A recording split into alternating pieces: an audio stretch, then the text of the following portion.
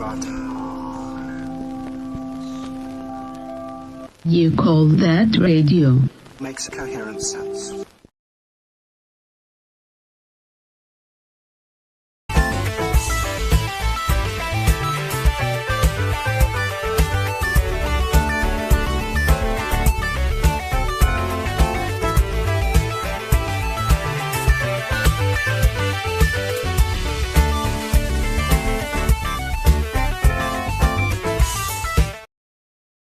As you call that radio TV, we are live from, hi, it's called Radio TV.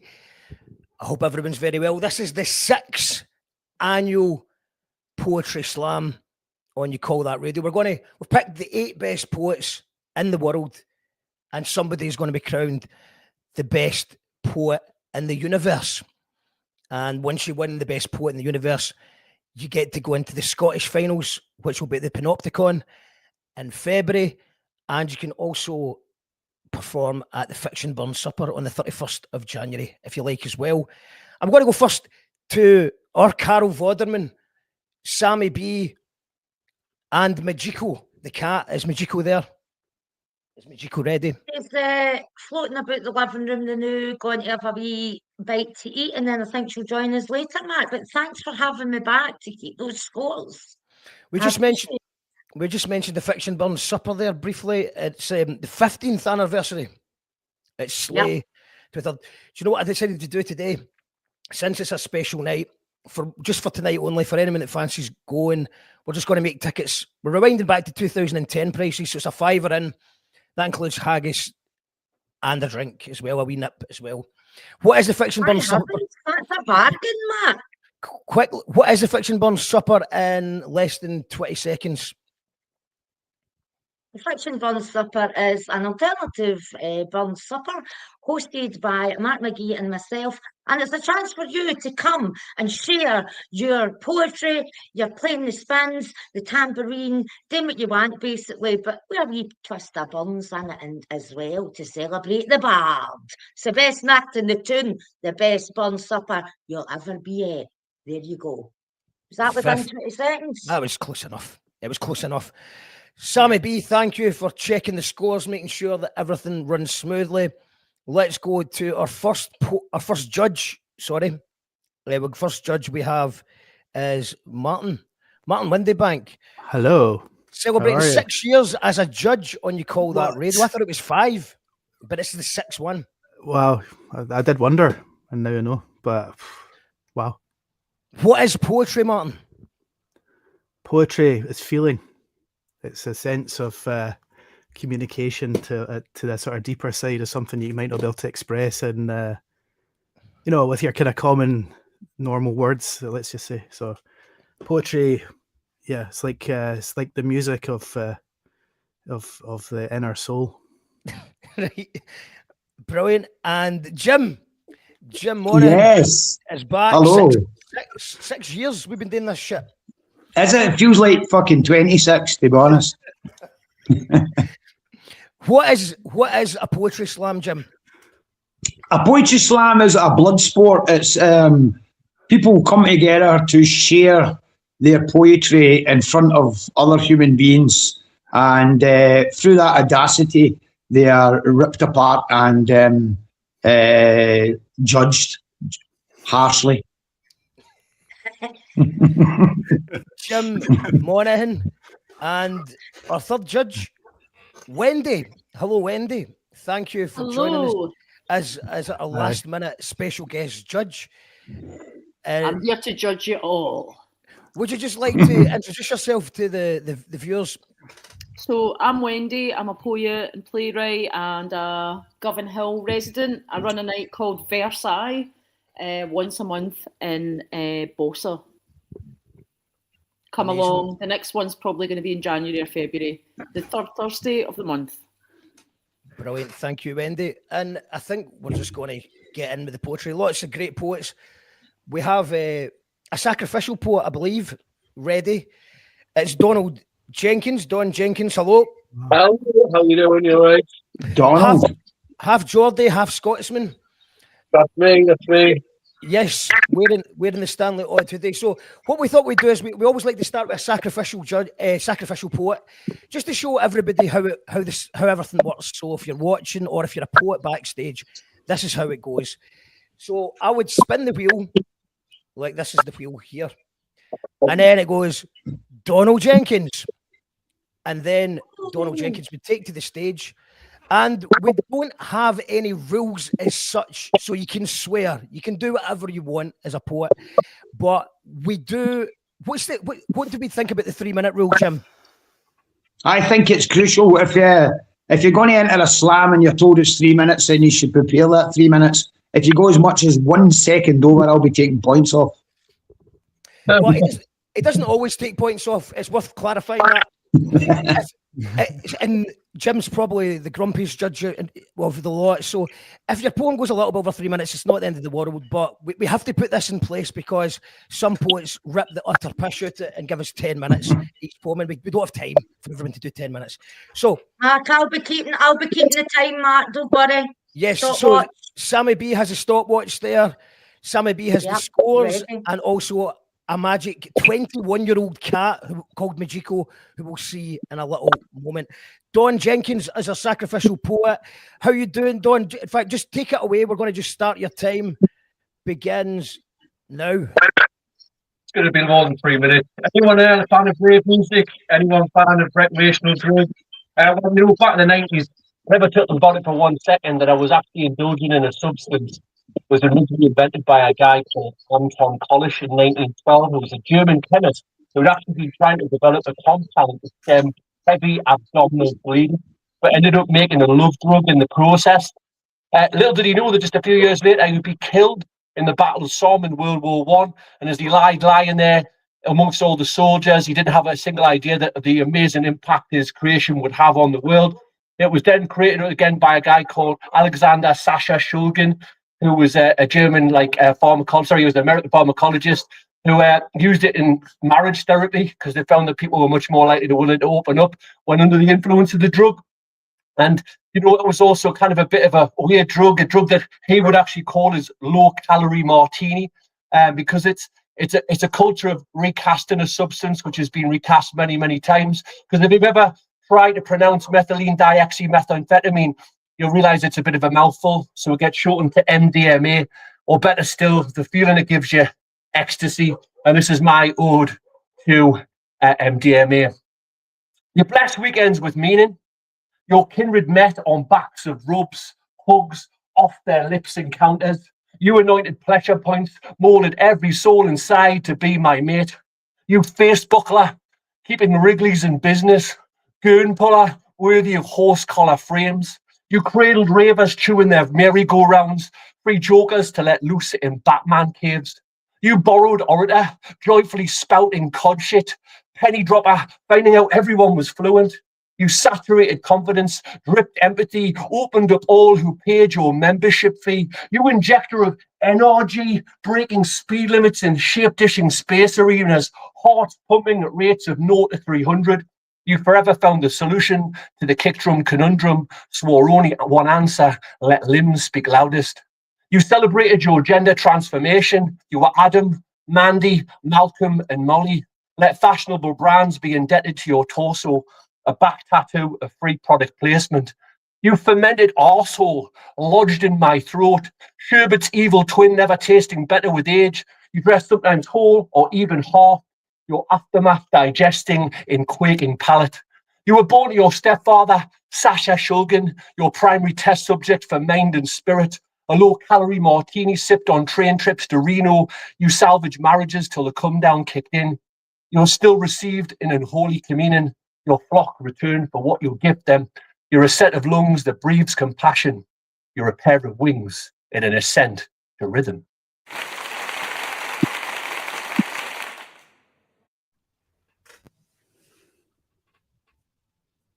Brilliant stuff, Don. We're going to get the judges. Let's go to the judges. Let's go. Let's start with Martin Windebank. Let's go. Hey, how you doing, man? It's good to see you. I mean, yeah, it's always a pleasure to hear your stuff, man. Yeah, well, it is a baffling concept that some the research and development of these things, and then what it becomes in the social fabric of the times, you know, and the evolution of it. Because I mean, I'm pretty old now, so you know, my party days are a bit behind me now, you know. But you know, back in the day, you know, I heard about such things, and yeah, there was you know, obviously there was a, you know, there's a romance there, you know, and amongst all of that, you know, I mean, there's a lot of science, but you know, there's energy, and there's a beauty in the connectivity that, I mean, is it real, you know? Because in the aftermath, people, I don't know, it's like it's a separate experience from your day to day, let's just say. So I don't know, for a score for that one, I appreciated what you did, and I thought it was like 8 out of 10. Thank you very much. An 8 out of 10, says Martin Windebank. High score straight away. Jim. That fantastic piece of history, Donald, really well done. And so it was such an important drug. It turned Neds into nice people. It turned shit bands into good bands as well. I don't know if you've ever heard the Shaman before they took ecstasy, but it was. I really appreciate it. So I was quite intrigued by the way you used metaphor and analogy in there as well. It was really, really good.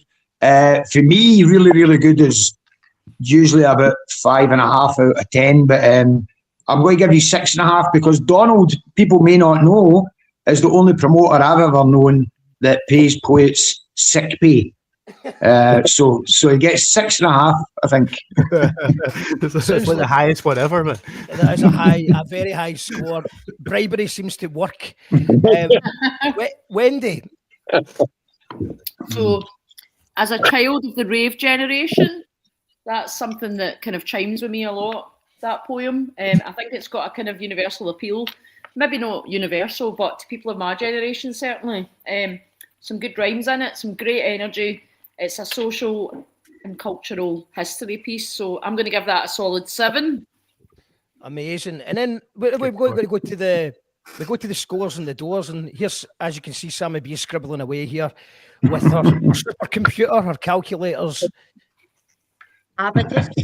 and an abacus. Yeah. But can I just say, Donald, I really enjoyed that poem, and can I also tell you your preamble was 1 minute 20. And your poem was 1 minute 39. So within the 3 minutes, pal. Nice. And the scores total for Donald is 21.5. 21.5. 21.5. So if Donald was actually in this competition, he'd be a favourite to win. But sadly, we're just going to kick him off the show because he was a sacrificial poet. Donald has you've got something to plug though. You've got you've been taking your show on tour and it hits Glasgow in February. So tell us a little bit about that before we start the show properly. Certainly, yeah. I've got a new book out called Still Moving in Your 40s. It's just to the weird tales from the sweaty underbelly. Scotland and Newcastle had a very joint sort of shared theme. So there's lots of kind of crossover with that, fans of Resurrection and fans of like just kind of like old school hardcore rave music, free parties, and all the kind of highs and lows that go with it, and whether or not you can still do these things as you get older. And if you're just interested into subculture in general and how music impacts us, our identity, and the highs and lows involved in that as well, there's something that's kind of more universal. But it's a piece of spoken word theatre. It's a show. It's about an hour long. It's got loads of rave music in it, loads of funny visuals, and it's kind of half spoken word stand-up comedy theatre, and we've done some really good shows. Did a good one in Sketchy Beats in Edinburgh and went down well. Views from that, and glad to be bringing it. Go on, Rosa. On the 5th of February, which is Thursday night.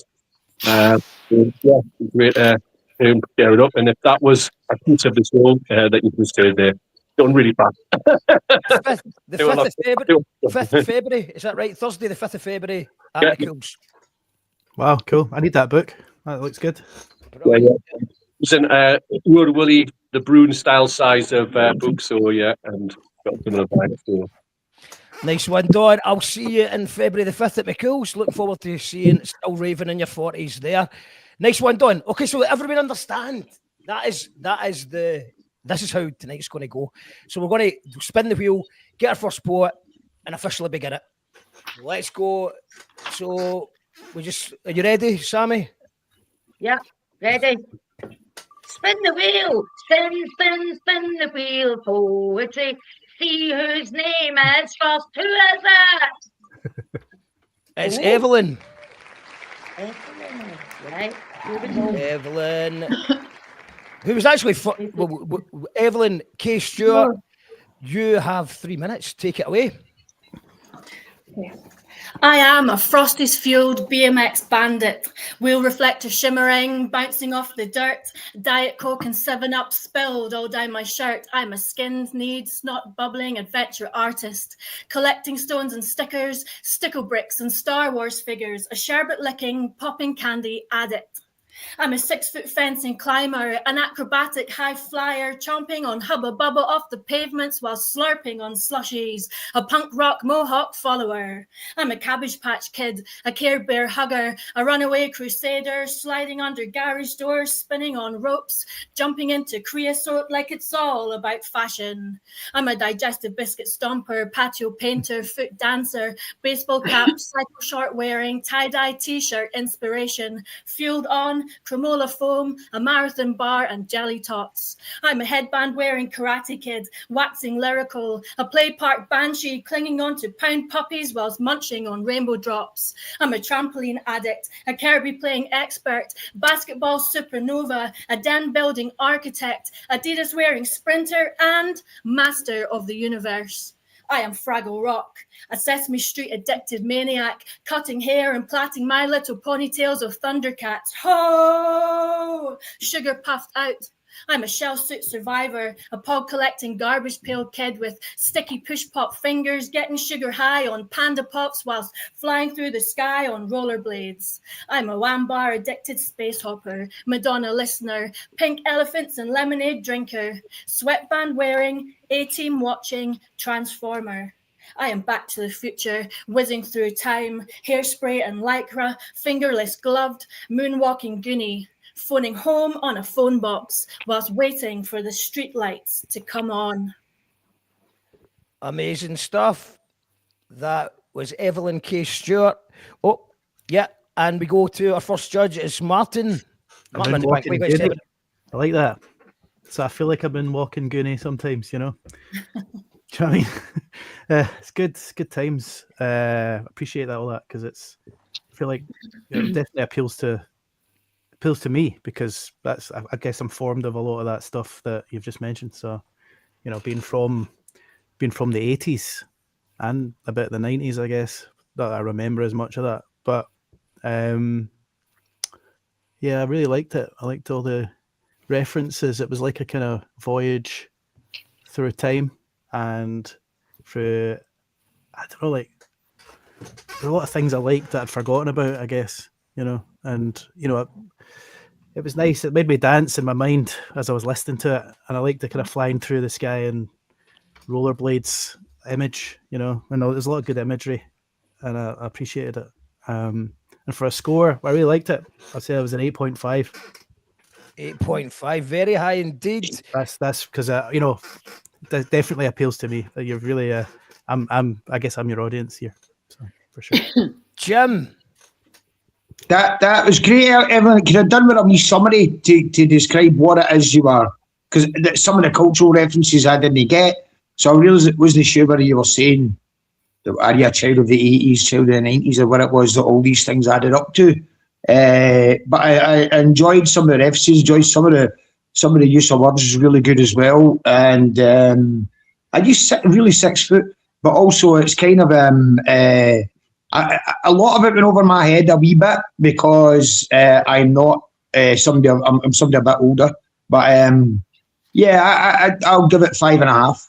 5.5. 5.5. 5.5 is a high score from Jim. Wendy. I'll give it 6.5, I think. 6.5. Any feedback?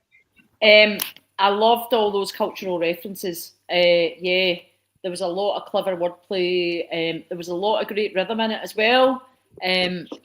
Yeah, I felt like maybe I don't know. I thought maybe it was going to go somewhere at the end, but that's okay that it didn't. I love a list poem. It was great, great work, and really, really well performed. Well done. Brilliant stuff. Okay, Sammy, have you got a final scares and the dares?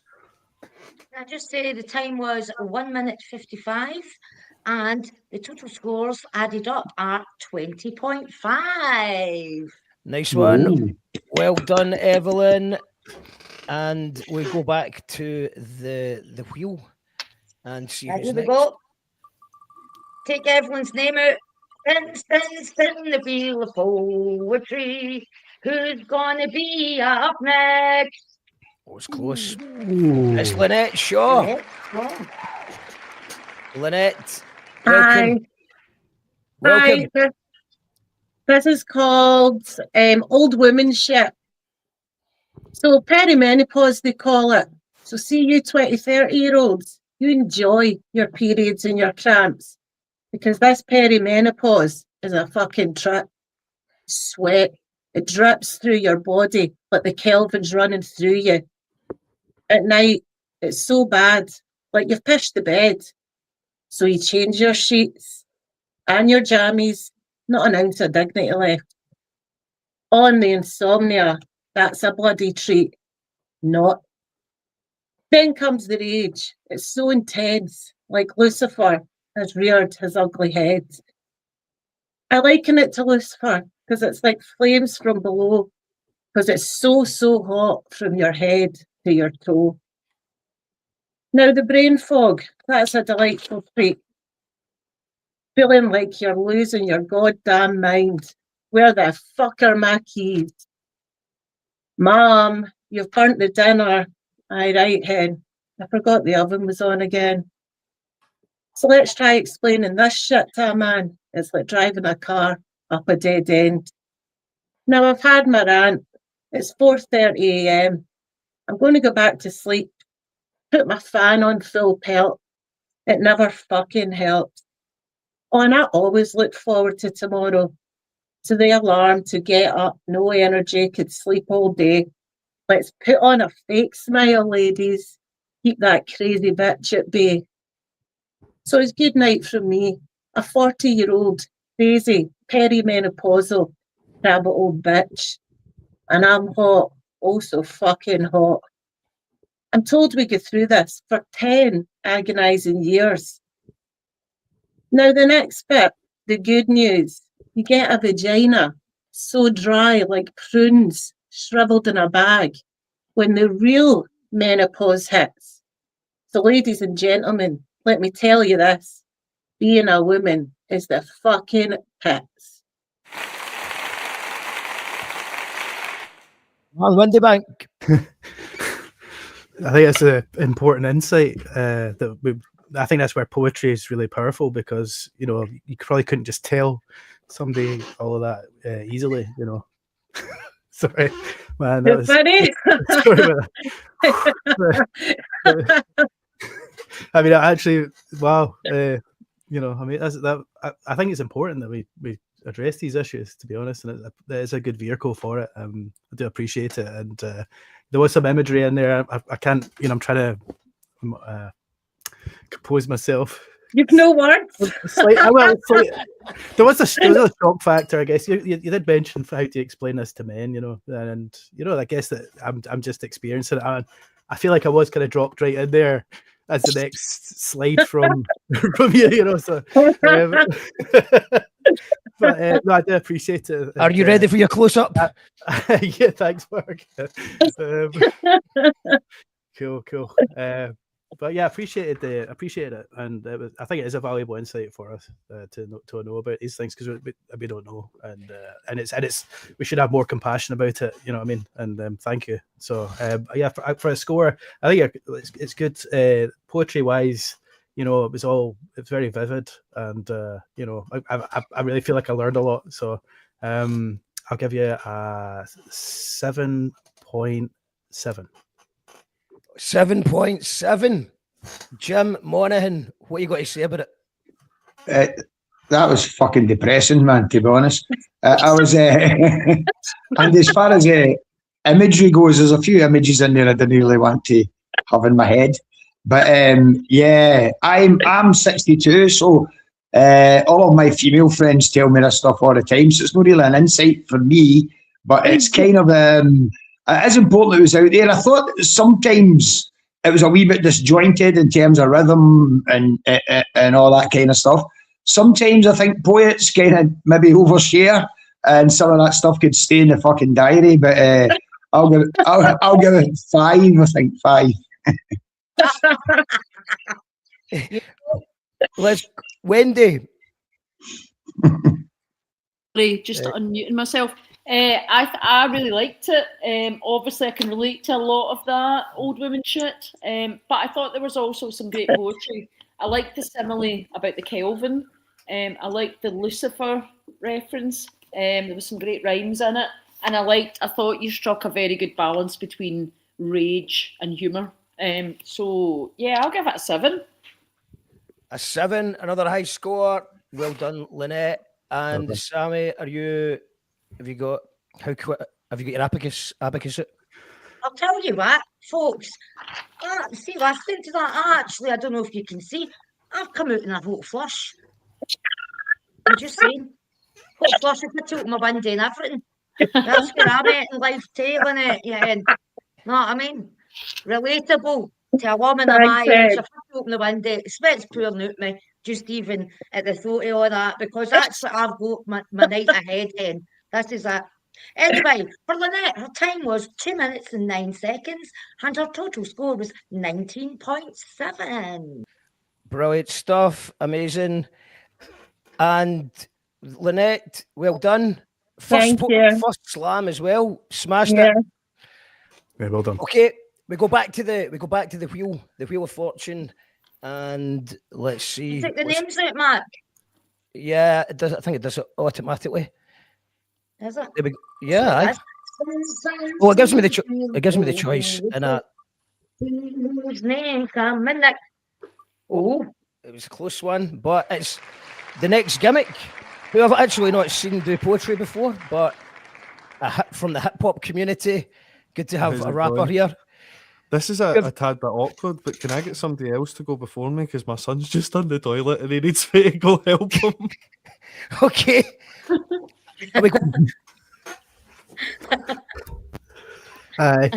Okay. Well, do you know what? We'll allow that, since I thought it was going to be taking points off there, but it seems like, fatherhood. What can you do?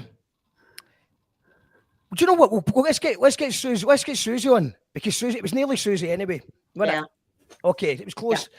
So I think the wheel was what was aiming towards Suzy anyway. So Suzy Berry, are you with us? Yes. Yes, I'm good to go. Okay, that's amazing. Nice. Your 3 minutes starts now, Suzy. Take it away. So I was actually gonna do The Essence of Glamping, but because of your sacrificial poet and his great poem about ecstasy, I've decided actually I'm going to put the 2 poems that I've done together, because The Essence of Glamping I was going to do for Mark, because we met so many times on beautiful festival fields. But Purple Hills is actually about some really great ecstasy that was given to me that had a little butterfly stamped into it. So I've done a wee poem about that. I'm going to put them 2 together. Hopefully I stay within the 3 minutes. So let's start off.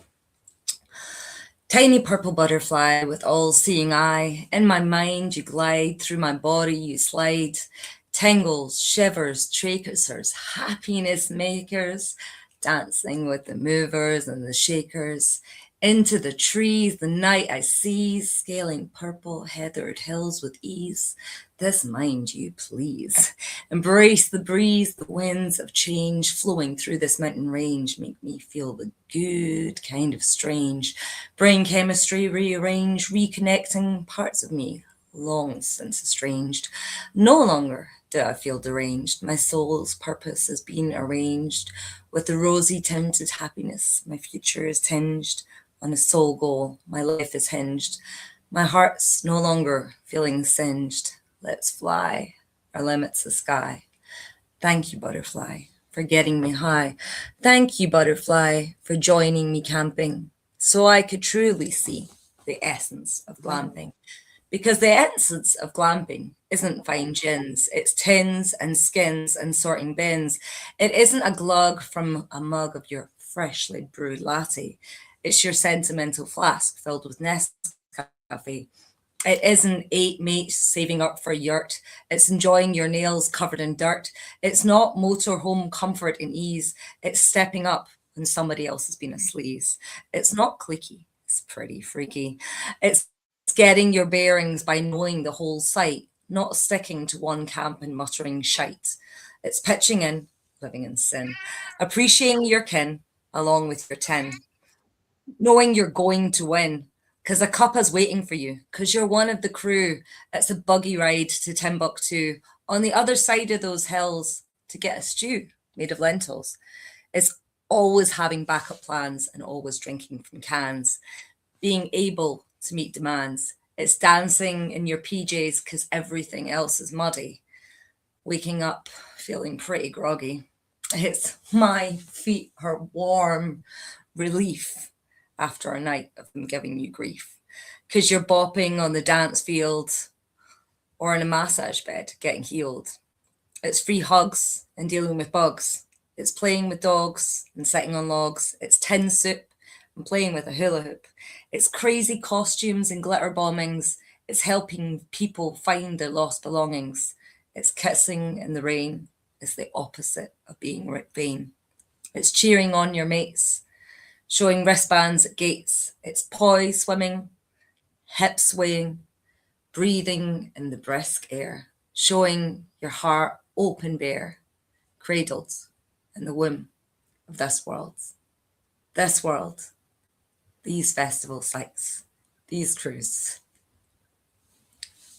and hopefully one day, you too.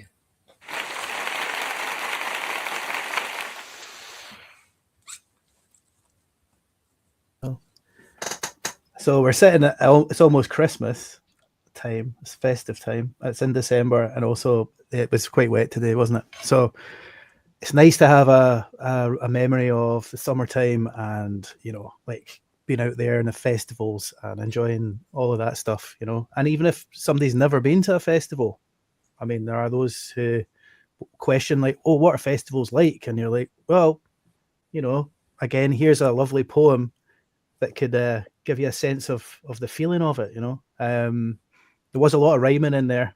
I mean, I did get the words. There was a few words that were purposely, you know, that went together like pretty perfectly the entire time. So I know how you, Jim's more the technical, like, know-how of what that means, but I don't know what I'm really saying. But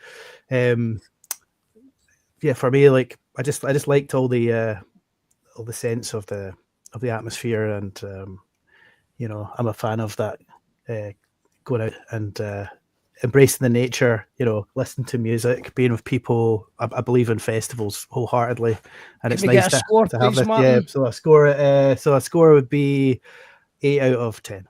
Thank you. It's an 8, another high score. Jim.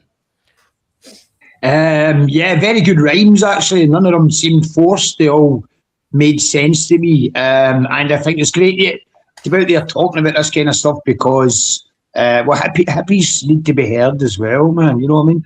I'm not a big fan of festivals. I prefer like a B&B and a hotel and all that kind of stuff. So it was a list of terrible things for me, but also it was a very good poem. I liked the way that you at the last minute merged the two poems together, and it seemed quite seamless. So I'm sorry I'm meant to be the bad judge, but that was pretty good. I'll give it 6, I think. Yeah.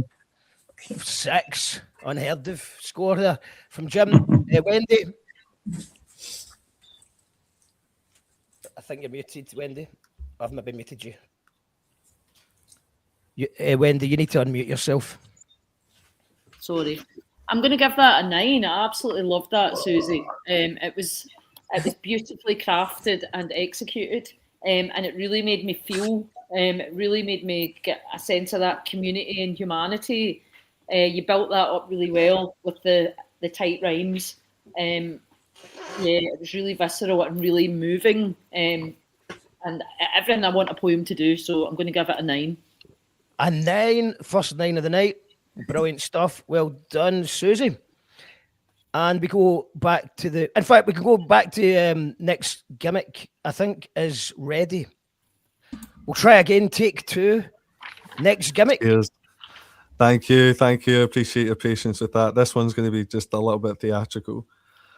Everybody, please sit down patiently. I need to tell you something a little hastily. I need to study our history, culture, sculptures, other vultures, perverters, punctures, laid on the road to stumpers, boxes of demons with a rump-da-dump-dumps, a big bag of weed from a baldy scum cunt, and I made it on stage, but I fucked your mum first.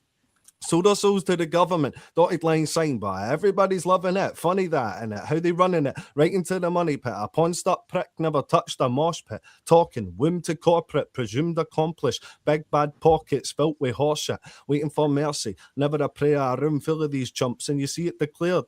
Burn it down and call me a terrorist. I dropped your flag from the top of your tenements. A venomous culture, spread a conjuncture, divide and conquer, feed to suffer.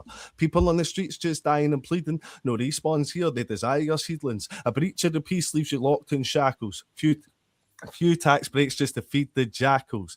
Hands on oil, booze and tech, money in paper, money interest. Money is the lead to all our stress. Leave them without it, leave them dead. Hold the majority and sue the minority. Trademark all with authority and own the judge. And when they get bored, pull the plug and watch them while they fight and die in the mud. Why do people fight the boat? You had a scapegoat, now you're in the same boat, locked within it. Heart runs at a mile a minute, but there's no time to finish. A mind middled all the way to the back streets. But man's not an athlete. Save it for the track meet, high off a patsy. Living that badge, and man's backstage now. I'm taking up fashion. Lights, camera, action. Wow, man, that's cool. Like that. Some good rhymes. Some awesome rhymes. Yeah, it was good to hear some stuff. It was like, about, about the big stuff, and put so well. Has a lot of sort of character. I liked, the flow was great. I could hear a beat with it. Obviously, it's going to be quite cool with a, I had a kind of this moment's had kind of like a retro vibe, but it was kind of quite current, in terms of the sort of the subject matter. So I was kind of enjoying the kind of visual. I was thinking about sort of like past and the sort of present at the same time. I don't know. It's hard to explain that, but yeah, I really enjoyed it, man. I'll give you like an 8.5 for that for sure. 8.5, Jim. Hold on, Jim. Start again. I wasn't actually sure what it was about, to be honest. I think it was like, can I try to tackle like huge big subjects, but I wasn't really clear what it was meant to be. I liked to be a bit when he slipped into some kind of mad accent at one point. I don't know what that was meant to be. Was it Welsh or something like that? And I was a wee bit unclear as to what it was meant to be, what it was actually saying. I think 5, which is no bad, mate. Don't take it personally. And I always wanted to know, is your first name Next? No, it's Gimmick. People just call me Gimmick. Gimmick, okay, man. It's a 1920s news broadcaster that I'm trying to go for. Ah, right. Sorry. Sort of, what do you call it? Pathy news kind of thing? Yeah, exactly. Wendy? I really enjoyed that. I'm going to give that a 7. I love the political power of it. Loads of great internal rhymes. I agree with Jim. It maybe needed a wee bit more of a focus. There was a lot of subjects there, but some great lines and some great commentary. And I loved the rhyme of scapegoat and same boat. Brilliant stuff. Well done. Next Gimmick. Yeah, good rhymes in there. And Sammy, do you want to just give us a wee catch us up with what Susie's score was and what the Next Gimmick scores was? Yeah, so Susie's time was actually over by, it was 3:22, but well worth it, I feel. And Susie's total score, 23. Wow. Wowza. And the Next Gimmick, shorter poem, 1 minute 39, and his total score, 20.5. Wow. Thank you, Sammy. and we will go back to the wheel of poetry. And we still have, hold on. Yeah, cool. We're ready to go.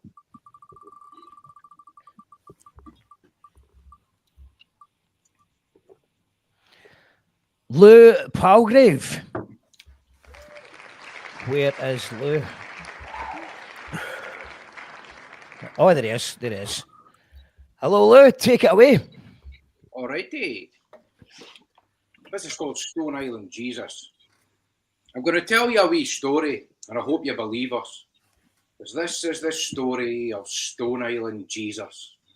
When he grows up, he wants to be on TV, but can he spot the pedo at the BBC? Remember when Paul was fiddling and fixing it for me and you? Well, one thing he forgets, his beloved royal family knew. The first sign of work, and this boy legs it. He's a lazy bastard. He's still in the piss celebrating Brexit. His wife's a real stunner, but she's only his trophy. Because he prefers to tuck himself at night and wank himself off to his Piers Morgan autobiography. He's so boring he doesn't even know it. He bores me even more than a middle-class poet. His wife just wants a man that's going to throw her about the bedroom like a frisbee, and instead she's got a Tommy Robinson wannabe, and he's hung like a fucking midgie. Farage is his idol, even through all the lies and the shite. He says, Nigel's a man of the people. I saw him on the TV having a pint. Even his own sister thinks he's a wee fanny, because the other week there he tried to convince her that Bill Gates was going to microchip their fucking granny. He's so stupid, the other week he got the sack.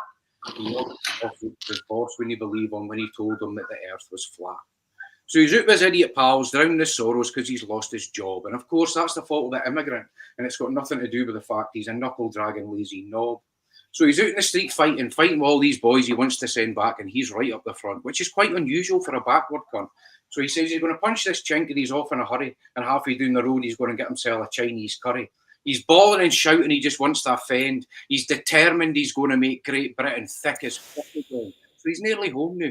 And up in the distance, he sees this bonny wee white lassie laughing and joking with these brown skin fannies. So he runs over, grabs the wee lassie, throws a few punches and tries to make an escape. And now he's in jail for their bloody fate. So I just told you a story, and I hope you believe us, because I just told you the true story of Stone Island Jesus. Martin Windebank, what you got to say about it? Hold on. You need to unmute yourself. That's a tough story, man. That's some heavy duty stuff. There's a lot going on at the minute, I guess. It's been going for a while, and you know, the behind the scenes of some of these things, I don't know, man. But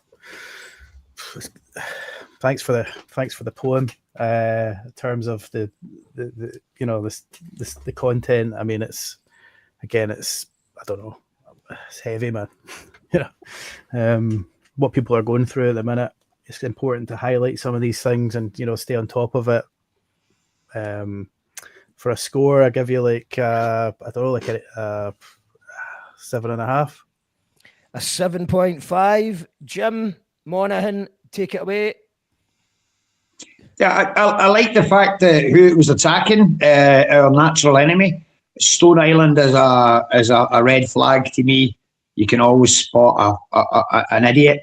Some of the language in it, I was a wee bit wary about. I don't know. I didn't really need to know about what his wife wanted in the bedroom and things like that. But and a bit of doggerel in there. Look it up. I'll give it 5. It's a 5 from Jim. Wendy. I kind of like the boldness of it. Yeah, I like the idea of. I like the title, The Stone Island Jesus, and I love the line "hung like a midgie."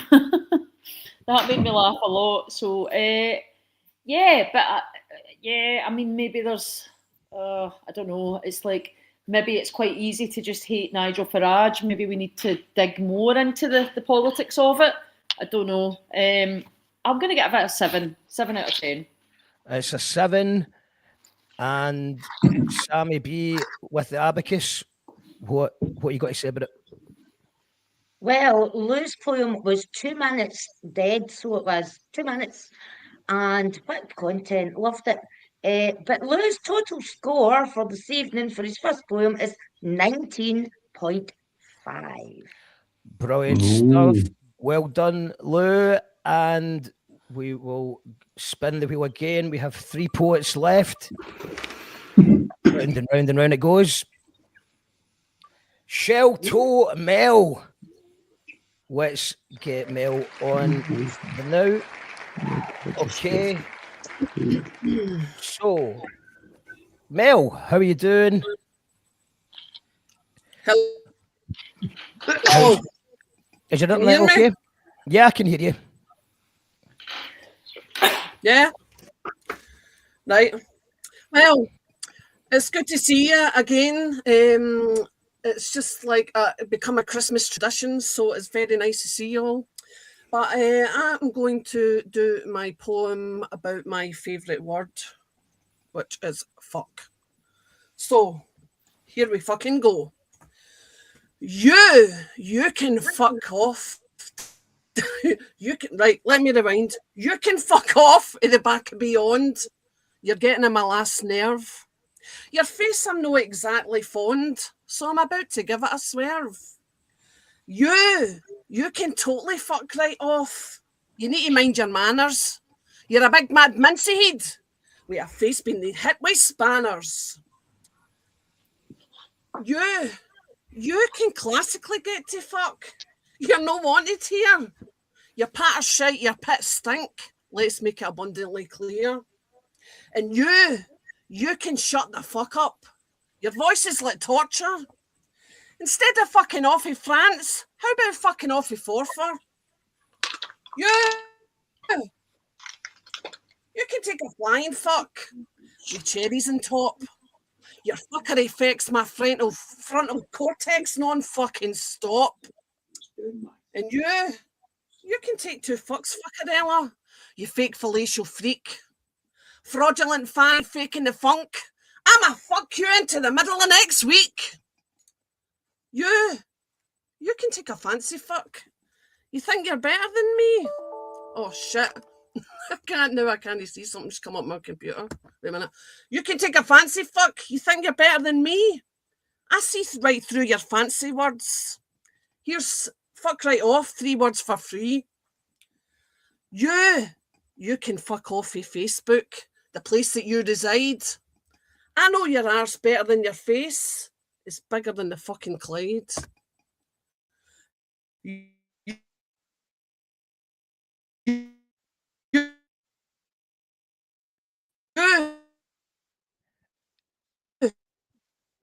I think there's a bit of an internet issue, Mel. You can get to fucking getting a fankle. You deserve a case of thrush. Away you go, geese peace. If you want push, I'll give you a shove. And my final fuck goes to you, my love. Without you, I'm nothing. Thanks for all the fucks you gave me. These fucks I be loving. Shelltoe Mel, we had a little bit of an, and then there was a little bit of an. Right. Martin Windebank, what you got to say about it? It's like the most versatile word there is it not? Is it not? Potatoes are quite versatile as well. Right, I don't think potatoes is versatile as fuck. Yeah, probably not. Like you can make one sentence out. You can make a sentence out of that one word. Like if you said, would you like to give us an example of that? Fuck the fucking fucker. The fucking fucker's fucked. I'll give that a 9. Exactly. What would you give Shelltoe Mel? I'll give Shelltoe Mel. I like the performance aspect. I feel like it's it really worked, and especially when the audio kind of cut out for a bit, and then you started speaking, Mark, and then she came back in. I was like, that was the biggest laugh yet. So, yeah, I would say I really enjoyed it, and I'll give Mel an 8.3. An 8.3, and let's go to Jim. I feel Mel's been in a few of these slams, and I've always managed to take points off her for dancing, for having a nice garden, all sorts of things. I've managed to take points off her for. I want to give her a high score, but it wasn't great. But for entertainment value, yeah, I'll give it 5.2. I think. 5.2. Well, I think it was fucking great. So fuck you. 5.2. It's a 0.2, so the abacus is going to be going into full effect. It's going to go to your decision, I think, this one. I Wendy, think you should give me points because I keep coming back. Well, it's true. It's not a Tesco loyalty card. Can I then respond to that and give her 5.25? Aye, it is. No. No, I don't think that. I don't think the abacus goes into those digits. Wendy, what do you want to say about it?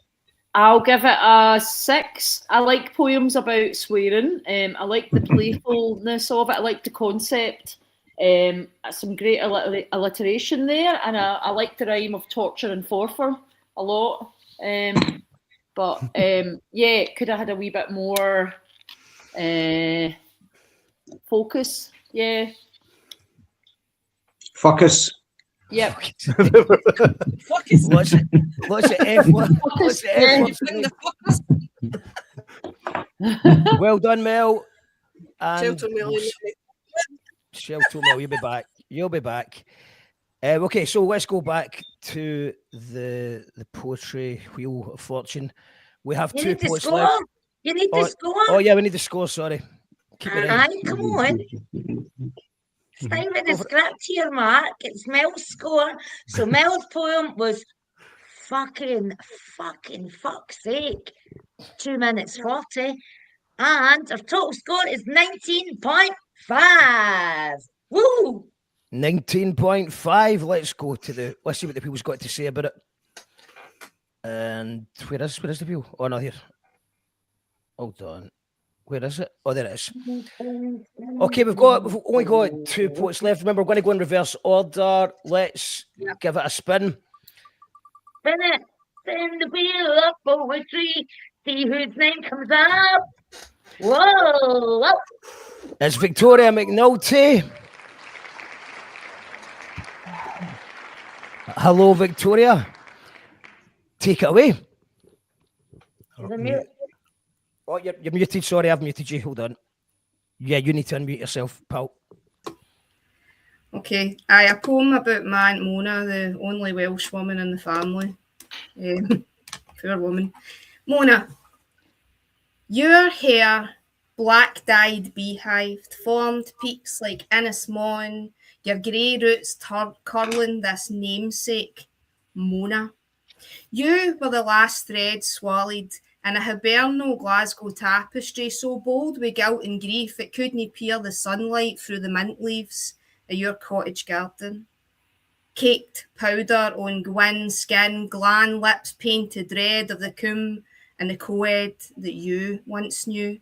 Cigarette smoke mines preserved on toast, picking habits passed down for your mother on a sand dune bramble course that you once cried home.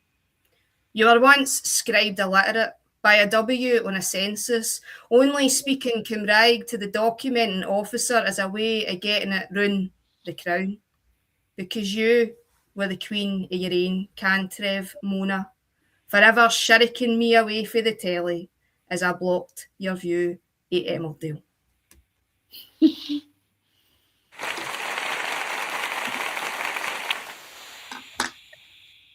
And let's go to Martin Windebank. Well, that's beautiful, wasn't it? Just so much. Yeah, I love beautiful imagery and just well crafted with the words, and thoughtful. So it's a nice story there. Thanks very much. It's interesting to hear just about someone's family member. That's in that way. I mean, that's cool. I really enjoyed that, so I'll give that an 8.5. Thank you. An 8.5 for Victoria. Jim, what you got to say about it? That's poetry for me. That's been able to distill like memories of people and talk about people and finding the little things that mean huge amounts, like the W for the signature and things like that, the Emmerdale thing and that. So I thought that was a lovely poem. I'm trying hard to be the horrible judge, but I can't be. I'll give that 7, I think. It's a 7. It's a high score for Jim. Yeah. Wendy, what you got to say about it? I'm going to give that a 9. I loved it. It made my heart sing. I agree with Jim, and I think that just to get like a poem about a working class character from the past like that, it's just so beautiful and so special. The imagery, everything about it, and including the humorous last line, beautiful. Loved it. Sammy B, what you got to say about it? Victoria's poem was 1 minute and 6 seconds. Might be a small poem, but it packs some punches. And her total score, wait till you hear this, 24.5. It's a high score indeed, and we don't. Very high. Will we spin the wheel anyway for the next one? We just spin it. Spin the wheel of poetry. Okay, let's do it. See whose name's coming up next. It's the final. Oh, who's it going to be? It's Emma Clare. Emma Clare. Where are you? Where is Emma Clare? There she is. Take it away, Emma. Claire. One-handed, one-hipped, still I must. Pot, stove, gas spark, hands in face, neck, chest, just like how they found my specs, though I left them up high.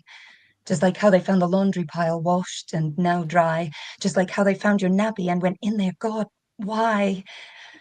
So, lob of butter in the pot. Now, slip you down for just a minute. Only a minute, please. Could you give me one whole minute? But you're under my feet, tugging at my legs. A chorus of up, up, up tears my patience to threads. And after a morning of suggesting another and gently redirecting and offering an alternative and giving a distraction and saying let's not and saying no thank you and saying please no and saying not that and saying please stop and could you stop and let's stop and now stop. I say stop it. Sharply. So I can crack an egg. So I can feed you some lunch, so I can put you to sleep, so I can clean up your mess, so I can reset the day, so I can wake you up, so you can sleep tonight, so you're under my feet and I grab that egg, tap, split, pour, oh shit. There's shell. Please, stop tugging, stop dragging, stop plugging, stop nagging. My hands are yuck, your hands are yuck, the bin is yuck, your bum is yuck, don't touch, get the shell. No, yuck, get the shell. Just a minute, get the shell. I'm right here, get the shell. And I grab the pot by the wiggly handle I keep forgetting to fix, and I lift the whole thing over my head and smash it against the bricks, screaming at it to fuck right off. Except I don't. I don't. I wash my hands. I scoop you up. I show you again how scrambled eggs work. And you say eggy eggs or something close. And give me a gentle hand stroke on my nose. And start to sing, munchy, munch, munch. Forgive me, I'm sorry, it's my fault. But today there is shell in your lunch. Thank you.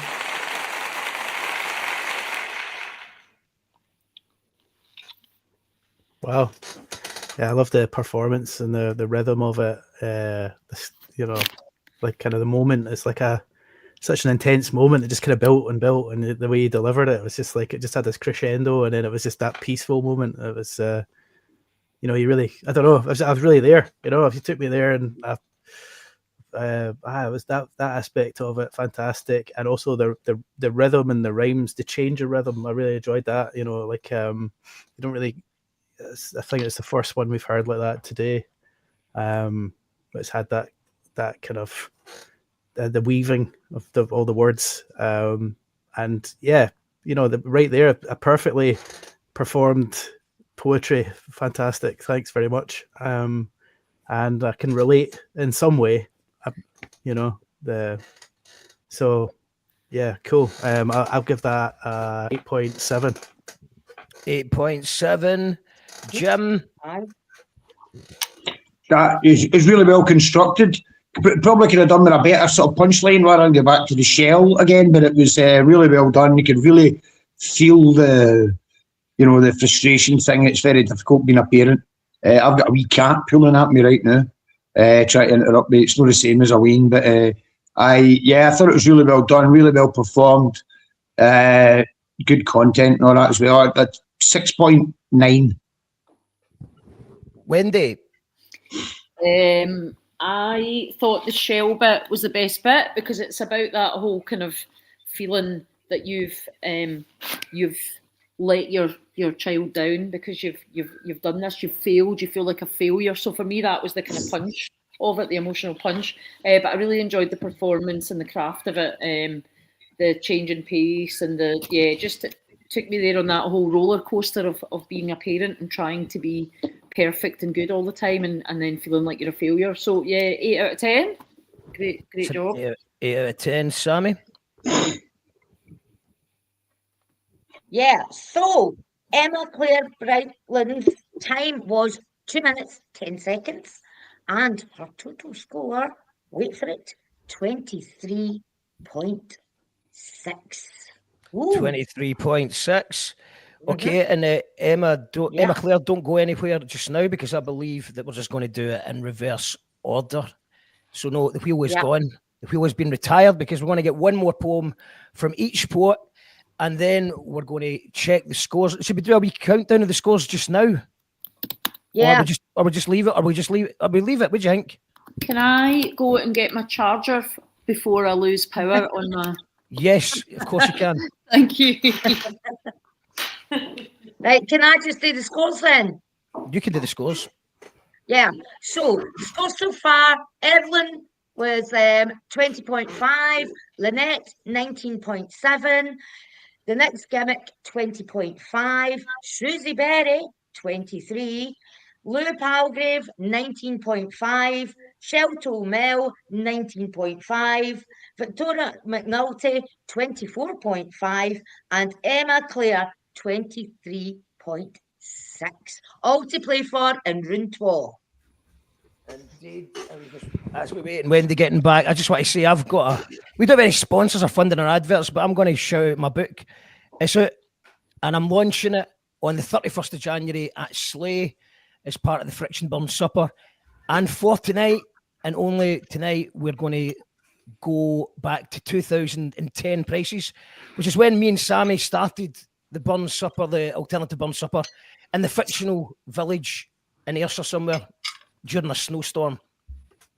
So it's a £5, haggis, neeps, tatties, and a drink included.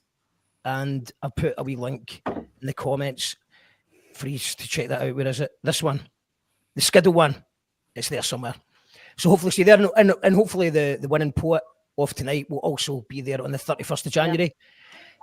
They will definitely be at the Scottish finals because once you win the best in the universe, you have to defend it and go and win the best in Scotland.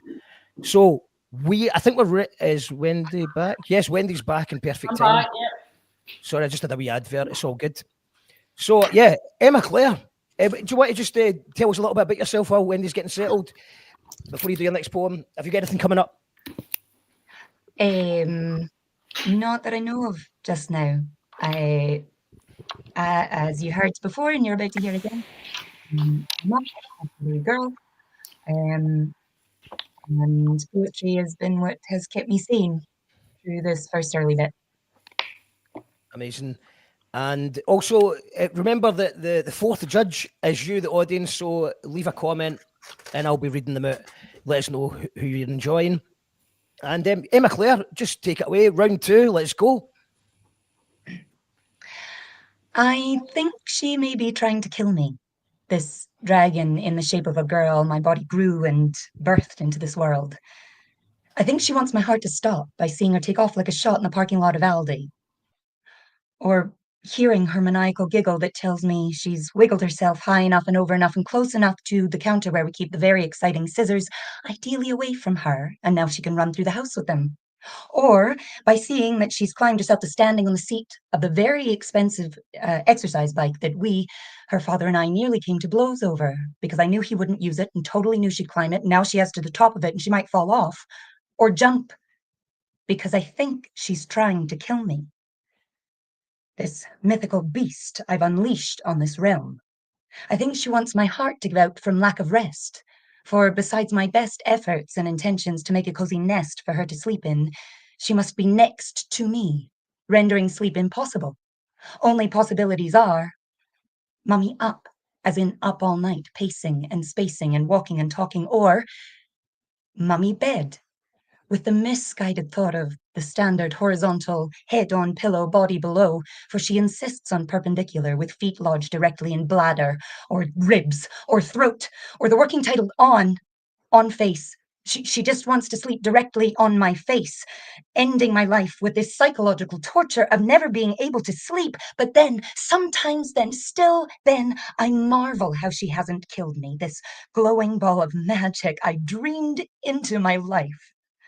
I think my heart will actually burst from my absolute love for her as she climbs off my face and curls into my curves, and for a moment is perfectly still.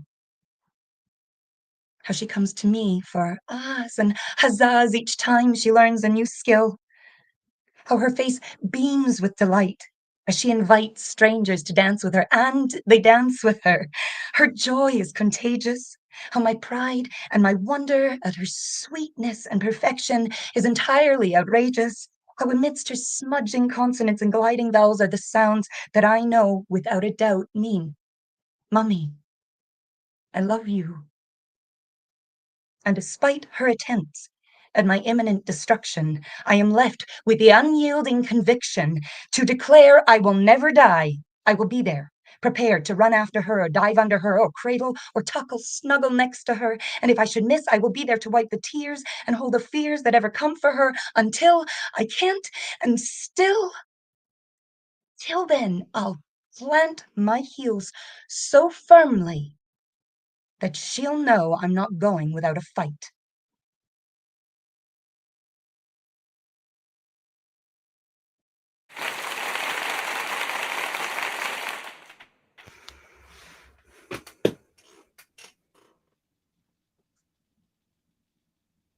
That was lovely. I mean, the depth, the sentiments, the way you articulate your love for your child is it's beautiful. I think, you know, that just if people could be as if people could articulate that, you know, just generally, I think it would help a lot in society. You know, if people could actually just talk a bit more like that about, you know, really get into the fact that their child is amazing and everything they feel about it, and like promote that. You know, it's a really important piece of poetry. I know exactly what you mean. You know, picking my wee boy up from school, he likes to just run off. You know, and he's running. There's a road at the bottom of the hill. You know, I know he's going to stop, but I'm jogging after him and he's just running. You know, and it's like, man, you know. Could we get a score, Martin? Yeah, sorry, I could go on about that. So a score would be 9. It's a 9. Jim Monaghan. I really liked it. I would always say to people, never have 2 poems in a row, the same subject for a slam. But saying that, was really good, really relatable. My wee baby boy's just about to turn 37 years old, so it's a long time ago for me, but I do remember him booting me in the bars every night. So I really liked it. Again, really well constructed poem. You've obviously put some work into it, really well thought out. So I think 7, I think. 7. And Wendy? I would go another 8. I really like the sort of complexity and the contradictions that you're exploring there, Emma Claire. Like the kind of the constraints of it and the absolute torture of it, but also it's the joy and the love and the wonder that brings you back. So I love the kind of duality of those emotions that you're going through, and I love the way that you bring us in close to the domesticity of it and the little moments. So yeah, 8 out of 10. An 8 out of 10. Sammy? Well, the time for that one by Emma Claire was 2 minutes 50, and the total score, a high score for this one, 24. And we're going in reverse order, and I can remember. Sammy, you've got my back in case I It's forget. Victoria next, Mark. Victoria. I know it's Victoria. I can go back to. Right, okay, I'll keep you right. I knew that one, but you keep me right in case my memory does start to cease. Victoria McNulty, welcome back. Take it away. Nettles. Green folds a glass bowl, steam welcomed like the hands clutching from evangelical bubbles in the pan below. White walls and a gas stove, wooden spoon stirred, wine sipped, just a nip to bring things to the boil. As a child, I clambered hedgerows, white-socked and sun-blocked with tall tails and ponytails swinging, lips apart, kissing farts through the blades of grass as if to trick the birds to singing. Dock leaves rubbed raspberry stings as the sun set on a sulphur evening. In my loops and walking boots stood stomping nearly 40 on Sleeve Moor. Boulders sloped from the damp shells of haunted houses, a strand coiled with my wind-bitten hands, a nip of nettle slipped through the fabric stinging. Coral lipped as my camera framed sheep, the warm rash in a distant vista. See, I was in Ireland the first time I heard how boiling nettles took the sting for their hostile hairs. Mulch slurped straight from stockened hands, picking the supple leaves for budding plants, ripe for soup or buttered champ. It's a flavour that spread in check sped to the plates and bourgeois palates, sash windowed and gigs served by steady fingers manicured as a brickwork in a Dublin eatery. But further down that road, a mother's limbs flocked to the ditch side, slimy, cold, socket-jawed, glass eyes, ribs poking, teeth like a fishbone comb, basket-legged, a cement babe swaddled in arms with nothing to suckle but a stomach full of stones, a blue mouth froth-framed by only the green tones of sickly nettles. You see, when hunger and bombs dropped on Gaza, I was couch-stuck, sinking blankets up, watching a TV chef stir emerald salt and water on a whitewashed kitchen island. My tongue swollen, cheeks pucked, throat red raw and nettle stung, silent, like the way that they are when they always call it a famine. Victoria McNulty, Martin Windebank.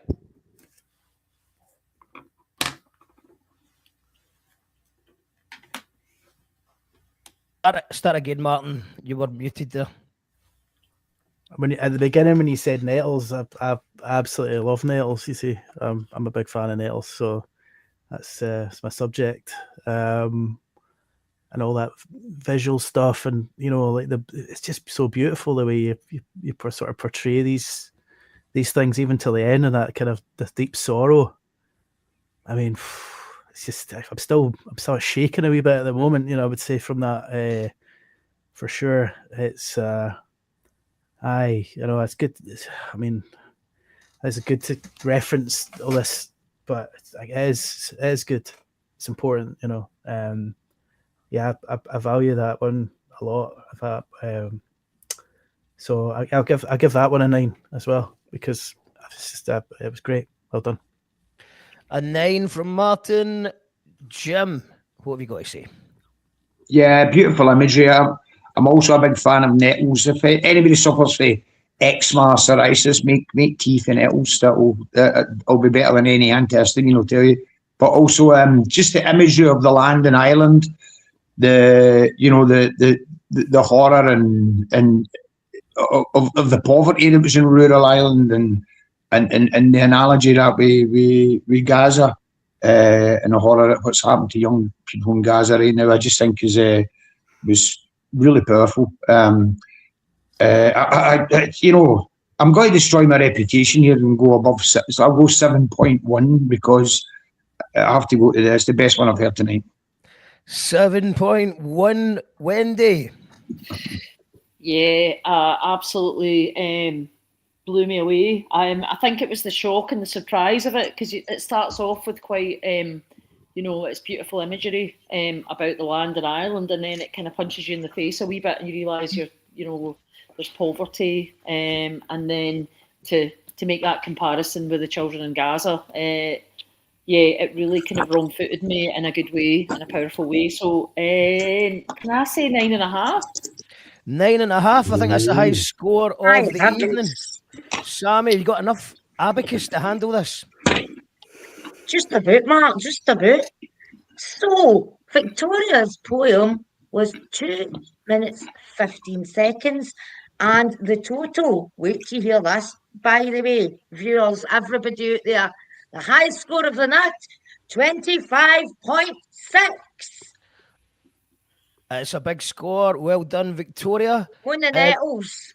Won the nettles, indeed. On the nettles. Sammy, who's next? I think I can only remember back to. Shelltoe Mel. It's Shelltoe Mel. How could I forget Shelltoe Mel? Exactly. Okay, let's bring Shelltoe Mel on the stage. That's what she'll say. Fuck's sake, man. Fucking hell. How the hell am I meant to follow that? I might as well just do a robot dance or something. Fucking hell. Right. Oh well. Here we go. What every woman wants. Salmon semen seeping for the lips. How about polyfiller? Pump up the tits. Blow up dolls in motion. A young boy's wet dream. An army of clones immersed in low self-esteem. What every woman wants to take up less space. I'm not buying that narrative. Yourself you can chase. Double standards galore. OGs with guts hanging out. Young girls blindly follow without a shadow of a doubt. What every woman wants, pay them off with millions. Turn other cheek be done. He's just a man who gets everything he wants. Do his daughters want a father whose lies he flaunts? What every woman wants, go home after work on a train, escape from a war-torn country to try and ease the pain. Instead, her life extinguished in the blink of an eye, her blood slain in the train floor, senseless violence, all that's left is why. What every woman wants, a husband who becomes her pimp. She's unaware it's happening, her body lays there limp. Only finds out what's happened when the police show her a tape. She's in fact undergone multiple rapes. What every woman wants.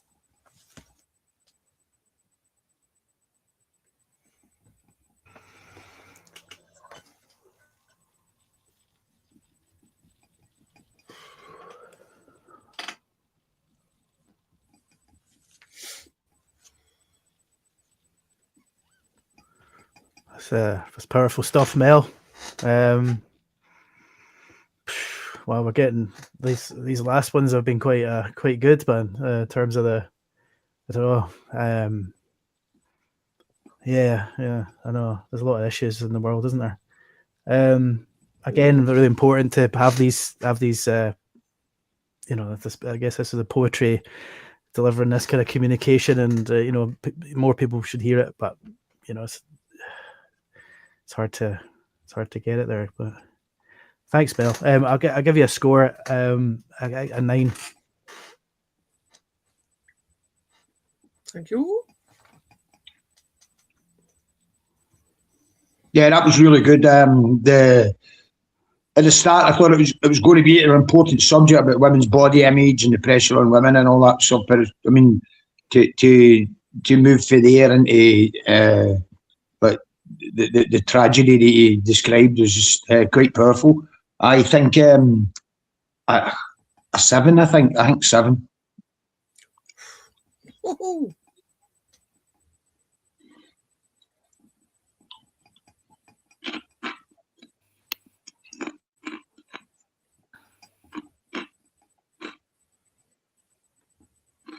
The development of it.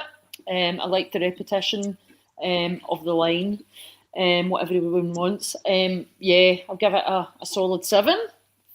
Very good. Thank you. Score Mel there. Aye, a 9. I would think so. Right, so it's 14. Mel's time was 1 minute 17. Very powerful that. Loved it, Mel. And your total score is 23 for that one. 23. Michael Jordan. Michael Jordan, indeed. Aye, wait a minute. Oh, I nearly fell off my chair. 23. Yes, mate. Just happened to have a 23. Jim, you should give me a point for my 23. My fucking shoe. Hold on, Jim, you're muted. Don't you dare take a point off me. Sorry, can I go to 6.9 and take a point off for the shoes? Don't you dare! No! Scores are in, Mel. It can't happen, man. He's had it. No chance, Jim. Well done, Mel. We're going to go. Next poet, I believe, is Lew. Take it away, Lew. Oh, sorry. Start again, mate. I had you muted. Oh, sorry. This next poem's called Morgasm. Full of bullet holes on the front line, or living with a hole in your belly on the bread line. Bankers stuffing the banks full of cash and endless queues at your local food banks. But obey the law, walk on the right side of the street, and repeat after me, it is good to be free. The newborn dead on arrival, a young rebel, a fist for survival. Pretty speeches can't disguise the guilty silences and the fake smiles. Lost footsteps in desert sands, revenge in rubble in forgotten lands. Western minds who built the divides now arm all sides. Crocodile tears are televised as mass media sell us fucking lies about evil tyrants on foreign soil, never those back home who would trade our blood for oil. A multinational education, designer dreams for our liberation. But if we stand in line, we'll be stabbed in the back as the power marches on the people back. The newborn dead on arrival, a young rebel, a fist for survival. Paralysed new as the poverty grips, as the working eat from some minimum wages. Rob tax of millions for company cars and dead Palestinians. But if we stand in line, we'll be stabbed in the back. The power marches on the people back. Happiness is a free Wi-Fi connection to experience a war in high definition. Happiness is a free Wi-Fi connection to experience a war in high definition. Obey the law, walk on the right side of the street, and repeat after me, it is good to be free. Thank you. Great stuff, Martin. Lew, sorry. Yeah, fantastic. That's great. Like I could hear it as a song as well, you know, and I like the repetition of it. It was the power marches on and all this, you know, and it's, you know, that's the times we live, man. You know, especially the big the oil, you know. I mean, wow, seems like it's all about that, you know. It's crazy if you look into it, I suppose. You know, mad tycoons, man. So anyway, I really liked it, and I think it's really relevant, and I would like to give it I'd like to give that a 9 as well. I'm all about the 9s at the minute. It's another 9. Yeah. And Jim.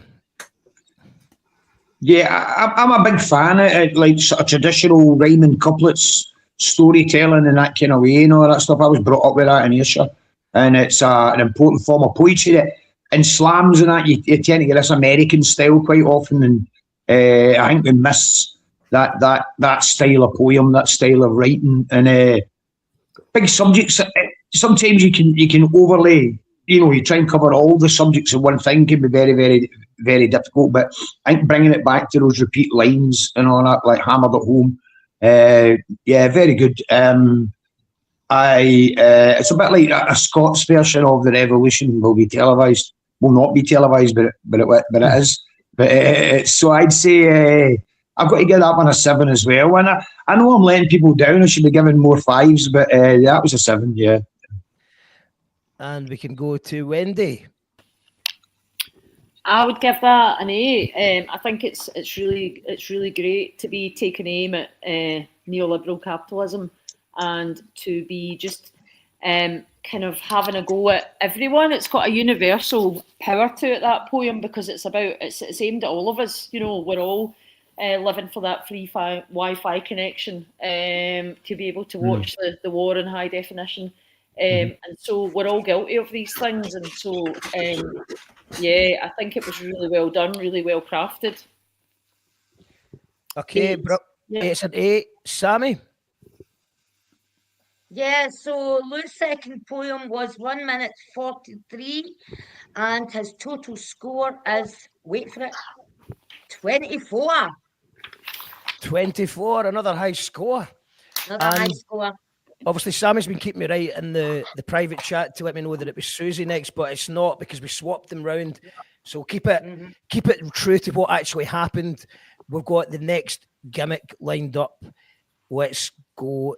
Is he available? Is next gimmick? Yes, he's here. Take it away, mate. Cheers. So this one's written from the perspective of me and my son going through a lot of similar stuff. I think we can all resonate with this some way. And if you do, I'm sorry. Daddy's been stuck. He can't get out of bed. It's the feeling in his chest. It's the feeling of dread. Mummy's going crazy, thinks he's cheating again, and Daddy storms out with a look of regret. Mummy's been stuck. She can't get out of bed. Lines on her body, voice in her head. Takes us to the place where we play with our friends, and when we get home, they're screaming again. Daddy gets back, booze in his breath. Mummy's going crazy. Daddy's drinking again. The melody is crying, locked in a room. Daddy said yes, but he's changing his tune. We woke up. Daddy said to get ready. Away from 10 to 12, we'll see him at brekkie. Mummy's still in bed, so we're watching the TV. My daddy's been calling, but Mummy's still sleeping. Daddy's been stuck. He can't get out of bed. Mummy said she hates him. She wished he was dead. Daddy's breaking down, punching the walls. I knew violence before I could crawl. Mummy said that Daddy did it, but Daddy didn't. But Mummy said it, said Daddy's missing. They said that Daddy's busy, but Daddy's never too busy to see me. But Mummy said that he's sleazy, but Dad was keeping the peace. Now he's out in the streets. Daddy's been stuck. He can't get out of bed. Daddy just stopped, put his hand in his chest. Doctor told him something, now he's even more stressed. And Daddy storms out with a look of regret. Mummy's been stuck. She can't get out of bed. Doesn't know if she hates him or loves him to death. Takes us to the place where we play with our friends. And when we get home, Daddy had left. Daddy's not home. No booze in the air. Mummy's going crazy, punching the walls. I knew violence before I could crawl.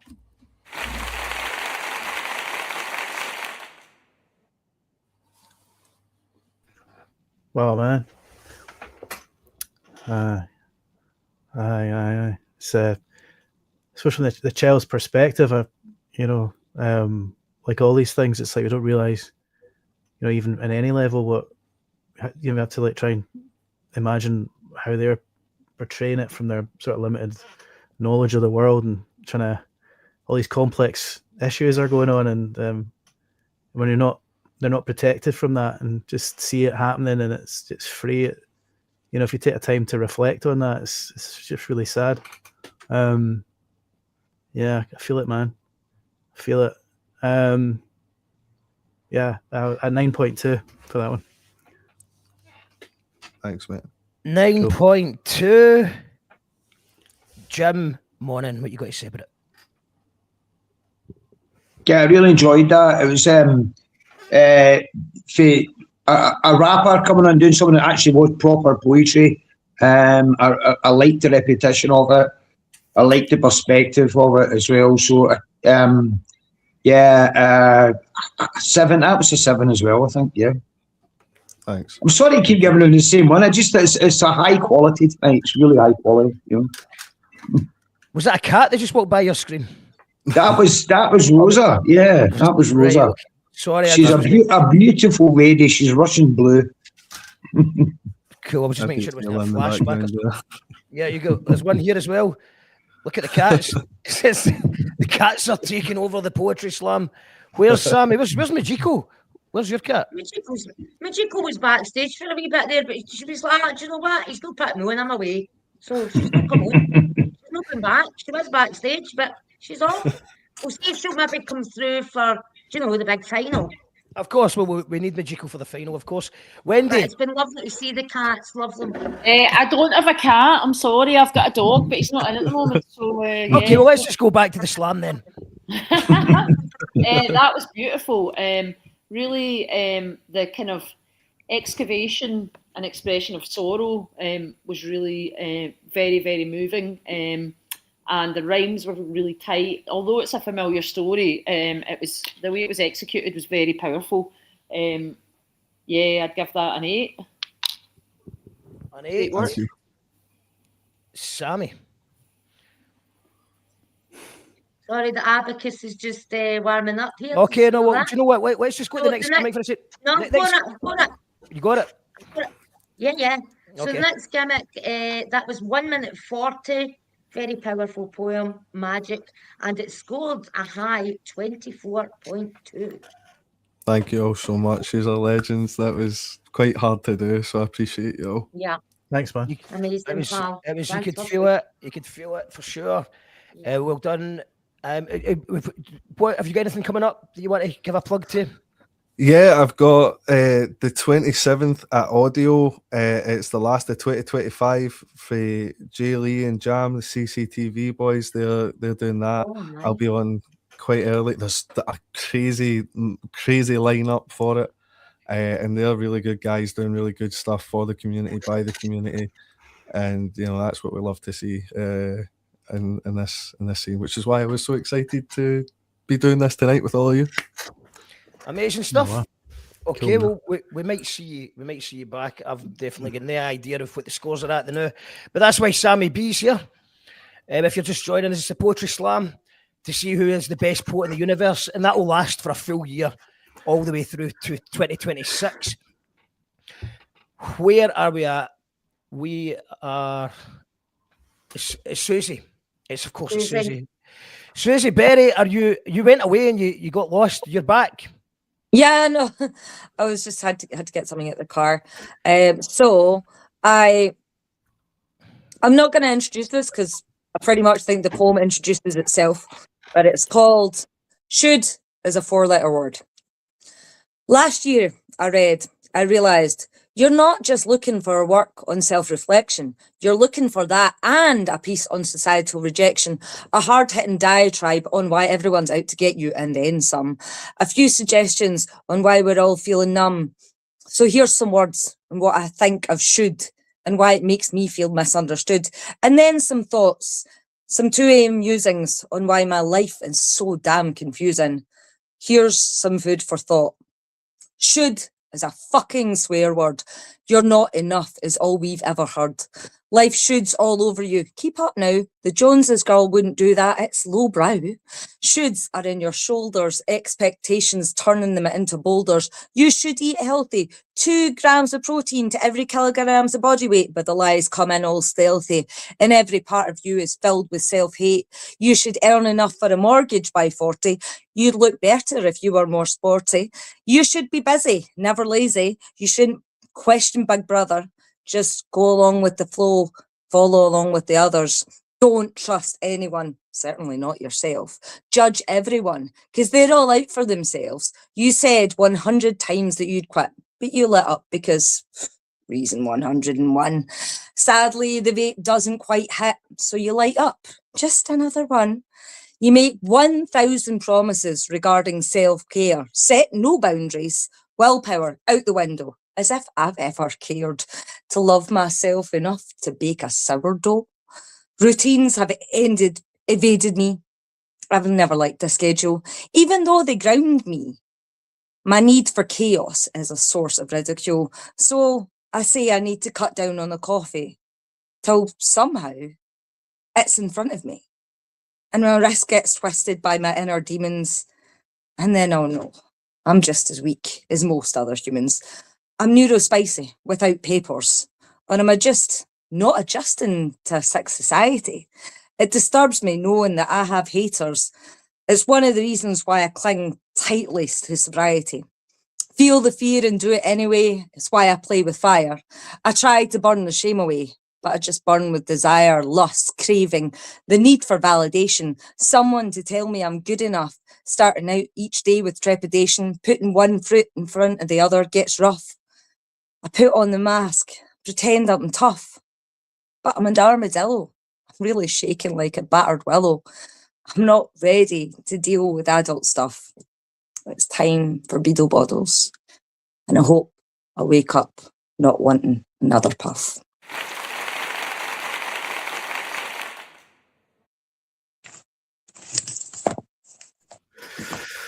That is a battle. Well, yeah. Temptations and things like that. Cool. Okay. You went really at the beginning. I was like, the should part. It's like I should do this and I should do that. I really enjoyed that. I thought it was really good. Yeah, because that's a lot. That's true. It's like people telling you should do this, and then you're thinking I should do that, but then there's no real intention of ever actually doing it. I guess I suppose it's a strange word for that. But yeah, I liked all the imagery again. You're really good with that, the flow and everything. You're kind of weaving around the place, and you're playing with it a bit, and it's a good. It's a good rhythm you've got when you're delivering your poetry. The only thing I would say, like as a wee thing, is just I think get more confident. I think if you just became the character, and like just knew the words like perfectly, that would just really kind of raise it up a level. I think if you just get it nailed and then start playing with the words more the way you're saying it and stuff like that. But you are getting there. I think that's what it sounds like you're going for. So I really enjoyed it, and I would give it an 8.8. Thank you. Thank you.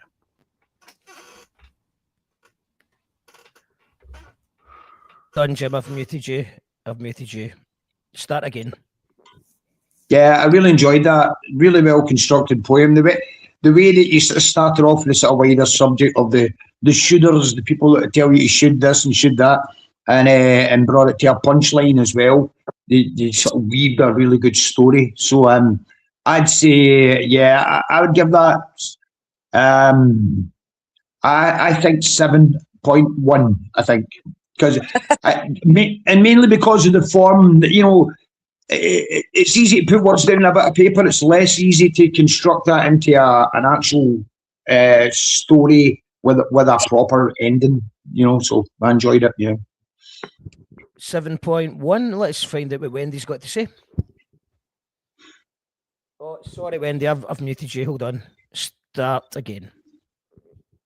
Oh, you chose. No, you've muted yourself. Sorry, I can't unmute you. Sorry, I'm unmuted now.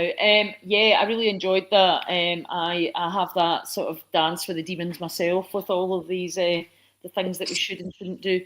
And I think it's really thought-provoking to hear about, one person's kind of battle with societal pressures and expectations. It's very thought-provoking, and yeah, I enjoyed the dance of it, the kind of back and forth, and the yeah. So I would give that an 8. Well, it's a very high score for Suzy. And let's go to Sammy, who's got the scares on the dares. Yes, I do, Mark. Yes, I do. Excellent there, Suzy. Your time was 2 minutes 44, and your total score 23.9. 23.9, and I think we can go to our next poet. 23.9, Mark.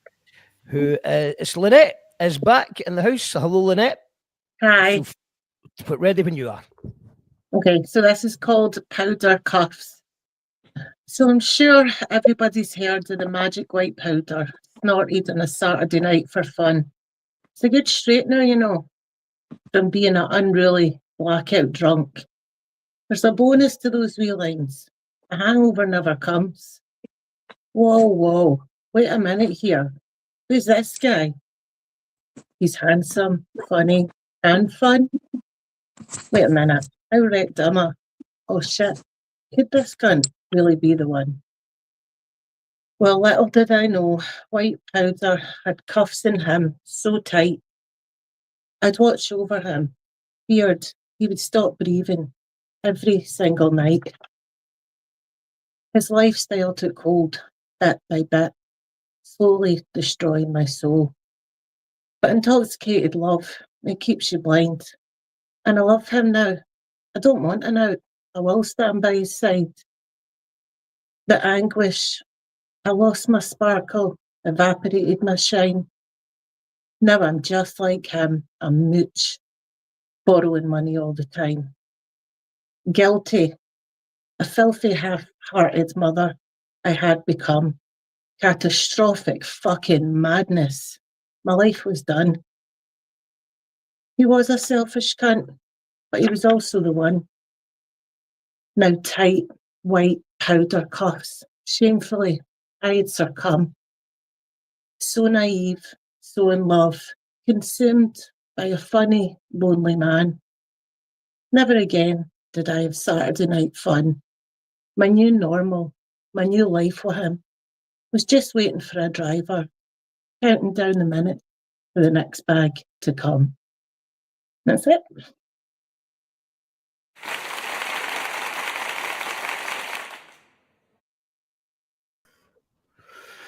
Wow, you do the big, quite a strong subjects here. You know, the atmosphere that you're portraying. I can see it's kind of like, I don't know. It feels like a Ken Loach movie. You know.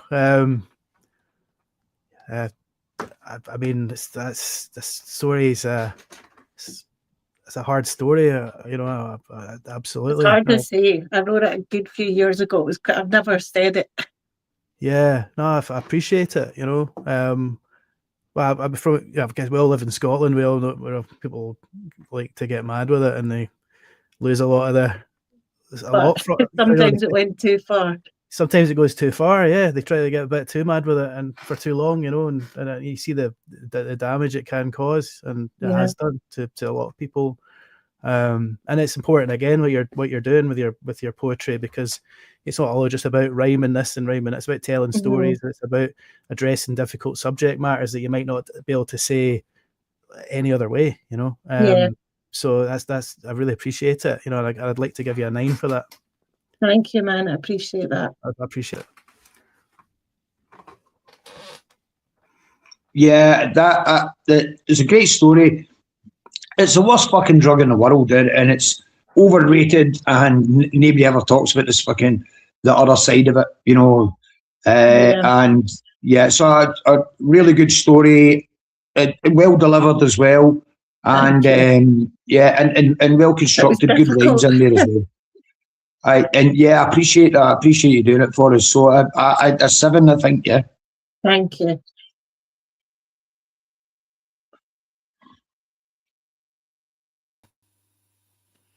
Yeah, really, really powerful. That arresting image of the tight white powder cuffs. Yeah, just a really great piece of storytelling. Really quite dark a bit, but very personal and very honest. I appreciate you sharing that, and very well crafted and executed. So yeah, I would give you an 8 for that. Thanks. Appreciate it. Thank you. Excellent. So, Lynette, your timing for that one was 1 minute 39, and your score, that's another big score, it's 24. Thank you. 24 for Lynette. Amazing. And I think it's a very high scoring. It's a high scoring night. And we have Evelyn left. Is that right? Absolutely, Evelyn. Come back in. Evelyn, first to enter the Royal Rumble, and then the last to enter the Royal Rumble. Please take it away when you're ready. Okay, so this piece was in response to violence against women and girls. It's observational. This is Space Queen. She was a space queen, living the dream, high on the scene, flying through Soho in a pink limousine. Snowbird, low bird, getting fucking high bird, fake tits, fake lips, false eyelashes, champagne out the bottle, tequila next round, chaos in a cat suit, prowling all around, boat race, float race, orange as a cat, fishnets, high heels, lit cigarette, lip smacking lap dance, being passed around, treated like a night train, left standing in the rain, blonde out a bottle, eyes slicked in black. She was found in an alley, dead on her back.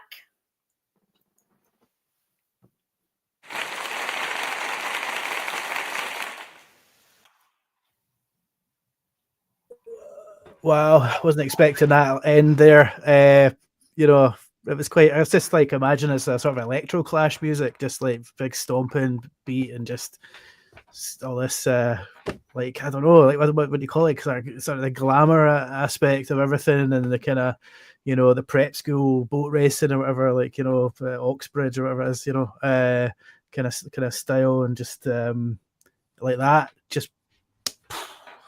You know, I mean, I don't know, man. It's got to be a special term for that kind of stuff. I don't know what it is, but it's powerful, you know.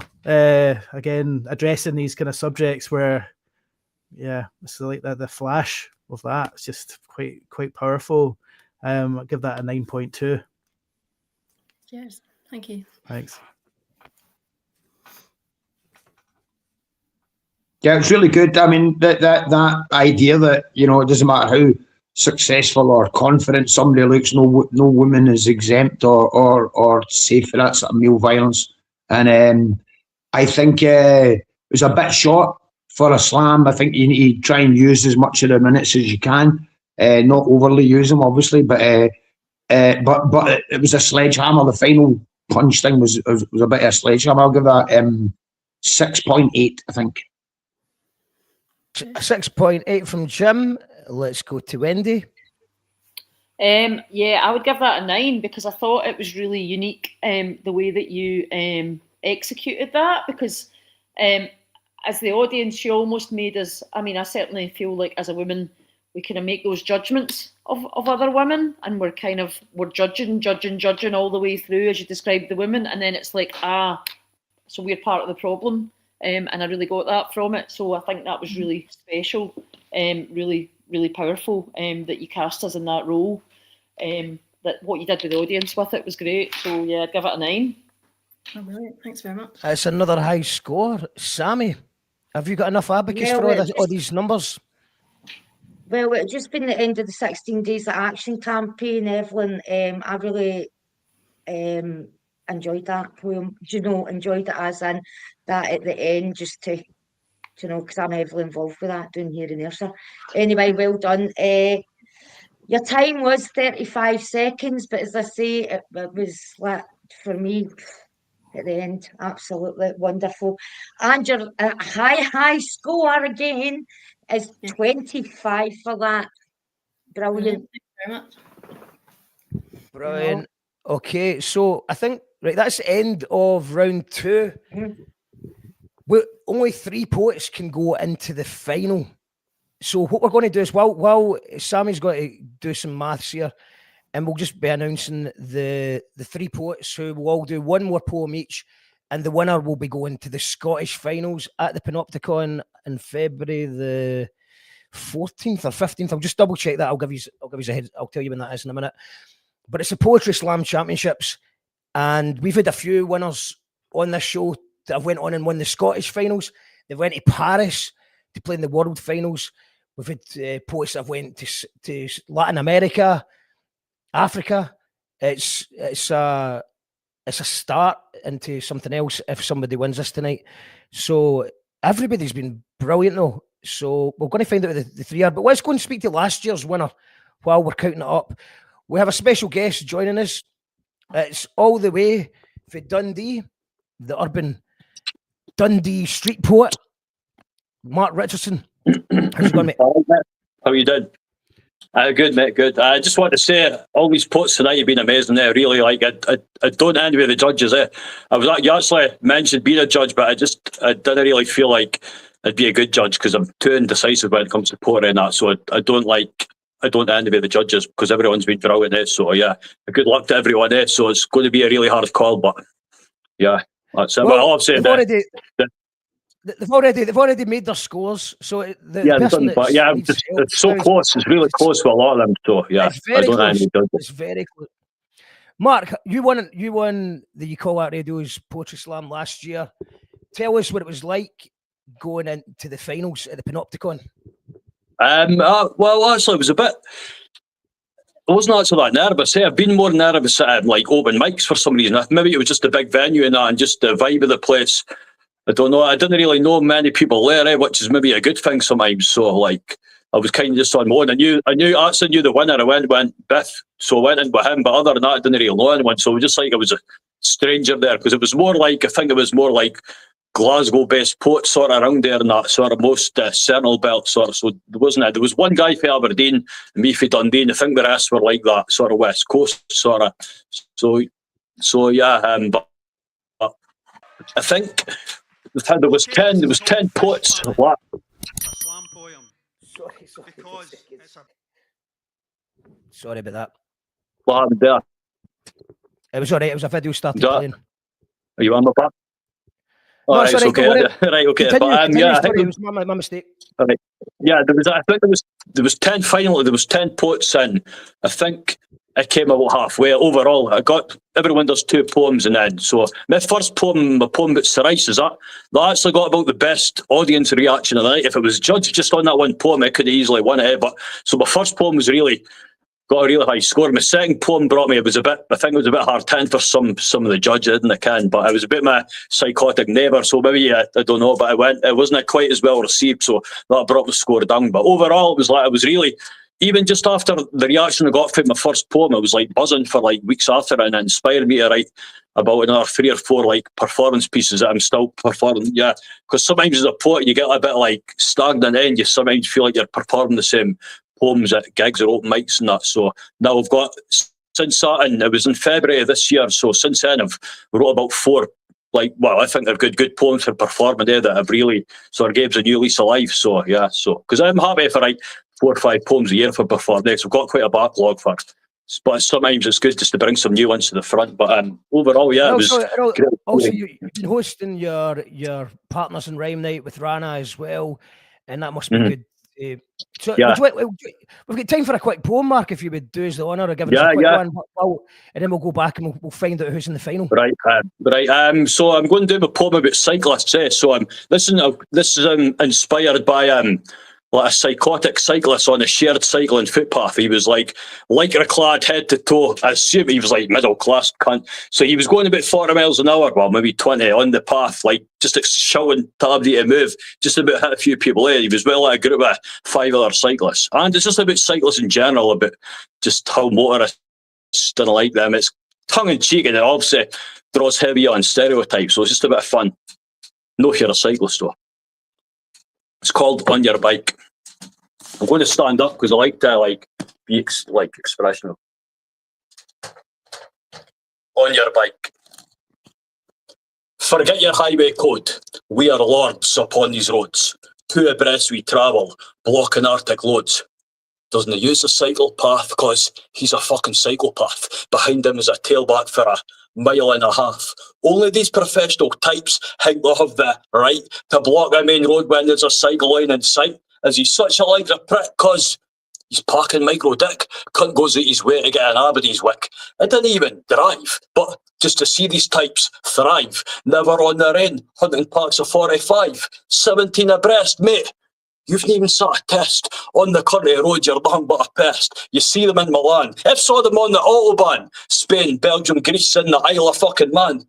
Yeah, I ken the sorts that pull on the lycra shorts. A weekend with the chaps, exclusive ski resorts. I'm going to take a stance. Blockade the Tour de France. Ban cyclists for every road. Give the motorists a chance. Give the working class a snub in the cosy Highland pub. Cut their fucking teeth down the Bullet Inn club. Now, then I get us wrong, because I've got a mountain bike and I'll ride on the road anytime I like. But the difference between you and me is obvious to see, because I'm a some cunt. You're a cunt times 3. If I'm on a shared path, I'll let pedestrians pass. But when it comes to you, mate, no, you just knock them on their arse. Bairns and prams, mums and great-grands, nobody is safe through the lycra-clad gang. Smarmy and smug, this upper-class thug, a condescending look etched upon his mug. Pure dead rude, with a bad attitude, this eco-friendly travel does bear herding and good. They may cause a road rage, and they'll bet my fucking wage. The number one culprit, well, he's a bloke of middle age, meets with the club, 9 o'clock at the hub. But 10:15, he's left a trail of blood, 3 dogs dead, split a baby's head, knocked an old man right in a flower bed, with an arrogant sneer, he'll no steer clear, all on his bike to install sheer fear, to terrorise the masses, everyone he passes, pair of lycra briefs and wrap-around glasses, like a pirate in Venice. You're nothing but a menace, causing pure havoc on the way to play tennis. We a wheel and a spoke, running our folk, memories of sheer terror and mind you evoke. A stinger should be deployed to send you to the void. Fuck all to do with me though, mate. As for all these people, you've annoyed. Thank you.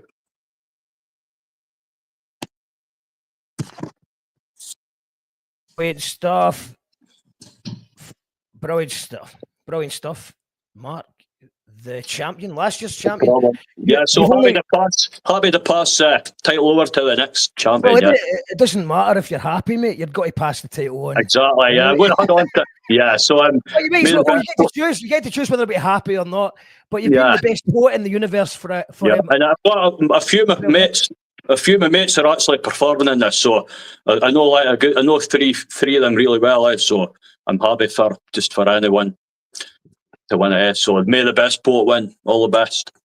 Yeah, absolutely, and it's everybody has been absolutely brilliant tonight, and it's worth mentioning that don't be disheartened if you don't get into the final here tonight, because everybody's been brilliant, and at the end of the day, there's a lot of luck involved, a lot of it's just timing. It doesn't really make sense. Jim Monaghan, you can maybe explain to us what happened. Why do people win, and why do some people win and some people don't? It's difficult to tell. A lot of it's just on the night, you know. You always feel a wee bit guilty as a judge, because there's sometimes you'll come up, you'll find the threes in the final, not the three that you thought were the best or whatever, and people surprise you as well. You know, you have this kind of thing at the start that sometimes you've thought in the first round who you think are clearly the best poets, and then people from the first round then surprise you in the second round and all that stuff. So I think it's kind of it's a difficult thing to do a slam, but there is a way, there is a method that I have to win a slam if you get to the final, right? There's a way to do it, right? And the first thing to do. No. We'll do this. We shouldn't do this right before the poets decide their final. Oh yes, of course, because I'd give them a clue, wouldn't I? Yeah, you'd give them a clue. Aye. Yeah, I'll tell you at the end the method of winning us. I've won many slams over the years, and I stopped doing them and I stopped winning them because I'm a crab old bastard and I hate getting into things that I don't win. But I won many over the years, and I'll tell you the secret later. Yeah, we'll do the secret later on, because at this stage we're just about. Let's just announce who's going to the final, and then we can have a chat, get them while they're getting ready. So let's go to Sammy. Sammy, can you let us know who the top three are? Absolutely. We don't need to know the scores, because then the scores are meaningless. No, really. So it was closer, Mark. It was close. Well, tell us the scores for the top three. Right, okay. It was good to hear Mark there. Well done, Mark. It's good to see you, pal. Excellent. And as you say, this is you just holding on to the title for just another wee, 20 minutes or so. But the scores are... Well, we did it in reverse. So going through to the You Call That Radio Poetry Slam tonight, the final are Suzy with 46.9, Emma with 47.6, and Victoria with 50.1. Amazing. Okay, so high scores, mate. So Victoria, Emma, Claire, and Suzy. Okay, let's and Suzy. Right, okay. So Suzy's driving. Well, you know what? Okay, it's a good look. It's a good look for a poet. Congratulations to everyone who's got the final.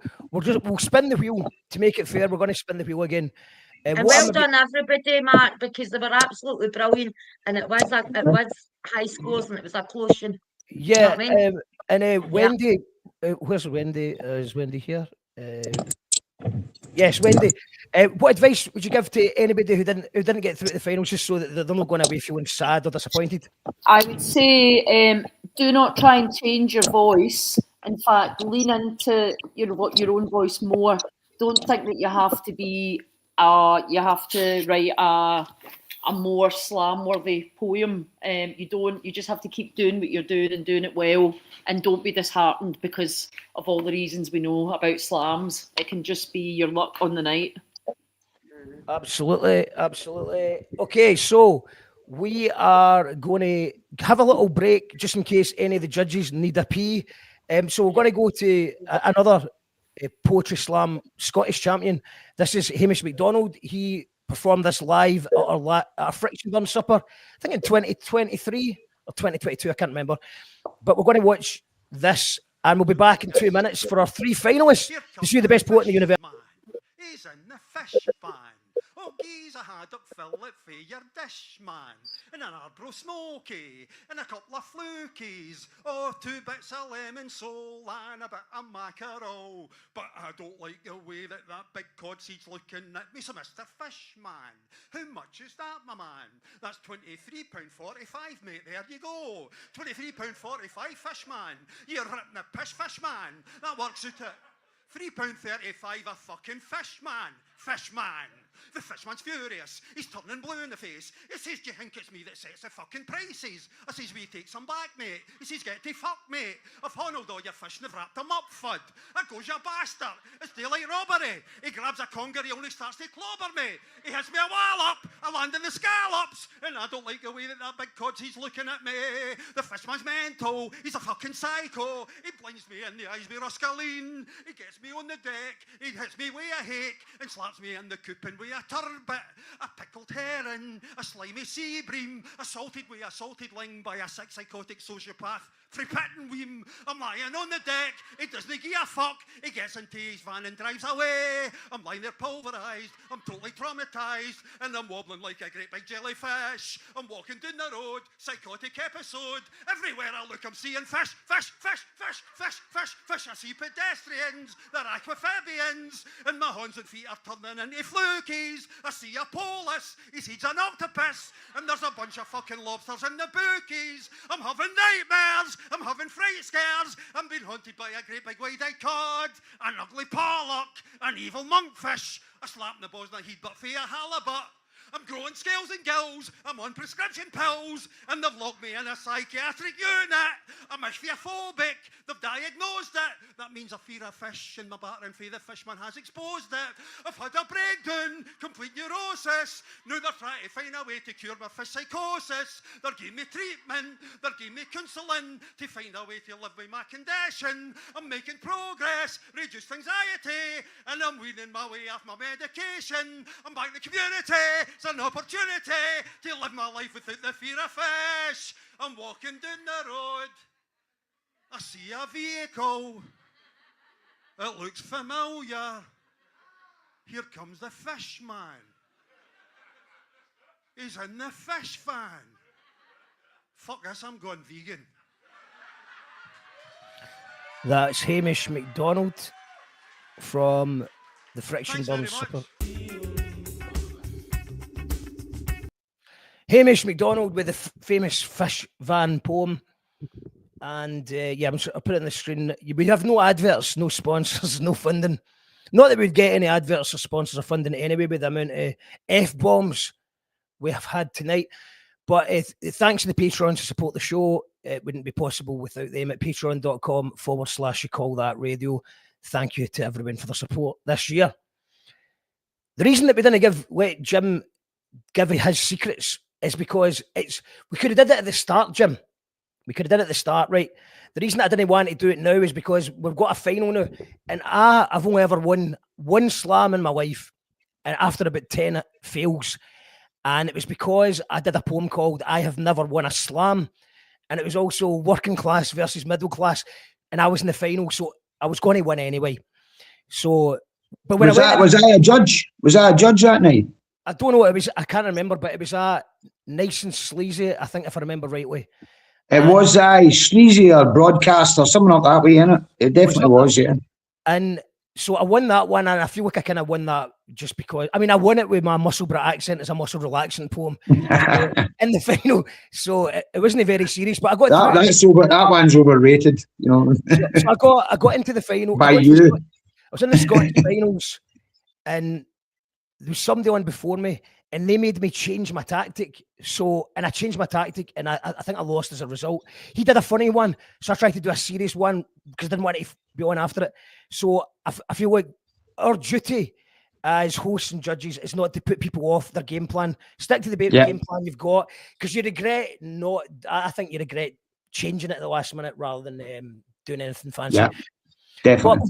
So we've got Martin Windebank back in here. We got Wendy back in here. We got Sammy is back in here. And Majiko's here, Mark. Majiko, let's get shout outs to Majiko. Yes, guys. What age? Wait, can you just confirm Majiko's age? 21 years old and still going strong. Yeah. Incredible. Got her when she was 12, Mark, for the Cats Protection. I've had her 9.5 years. Shout outs to Majiko. A lucky cat. That means there should be some high scores. If Majiko's turned up, then it should be a high scoring final. And let's get Emma Clare back on. Let's get Victoria back on. And let's get, where is Susie's gone? Oh no, she was driving. Let's spin the wheel and hope it's not Susie. That's all we can do. That's all we can do. So let's spin the wheel and find out who is first. Spin the wheel of poetry. It's the final. Who is going first? MC. It's Emma Clare. And Susie is back. Majiko, we need to get the timer on, Majiko. Get the timer on. It's the first final tonight. So just to fill everybody, if you're just joining us, we're having the best poet in the universe. Did you like that, Jim? The added verse with a different font. That's excellent. Yeah, it's really good writing there, isn't it? Yeah, you're so clever. I know, you're quite good, isn't it? I'd be alright if it was a university slam. Do you like my barcode as well? I don't know if anyone's got a phone on them, but if somebody's got, could somebody check that barcode and see if it works? That's a QR code. That's a QR code, right? Okay, fuck's sake. Get correct with the technology by Jim. A barcode's got fucking bars in it, you know. Okay, if everyone could mute their mics, it's final. Everybody, if you're just joining us, it's You Call It Radio. Best poet in the universe. Our previous winner, Mark Richardson, is passing on the torch to one of these three poets. We have Emma Clare, Susie, and Victoria. They're going to do one poem each, and the highest score will win Best Poet in the Universe and go to the Scottish finals. So let's go, Emma Clare, MC, take it away. This is called water sports. In the morning, check the weather, pack the car and drive to the seaside. Hands splash and grasp and climb, a small body on top of float, bright blue swim jacket keeping warm, keeping forward in the water to help with swimming, wobbly legs push up to standing on the inflated plastic thing never meant for this task. As eyes shine, mouth wide with joy, shouting, "Mummy, catch me," and Mummy says, "I will, I'm here."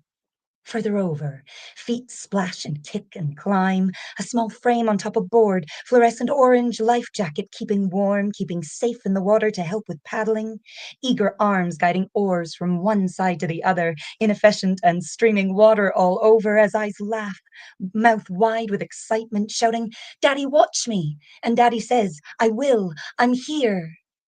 Further still, yet somehow not far, fingers grip and shiver and clench. A small shape on top of boat, dirty, wet flotation device keeping warm, or maybe not, keeping hope of safety, keeping form.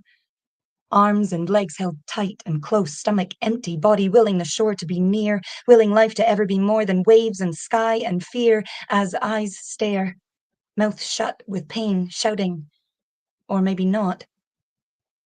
And did anyone check the weather? Check the sky.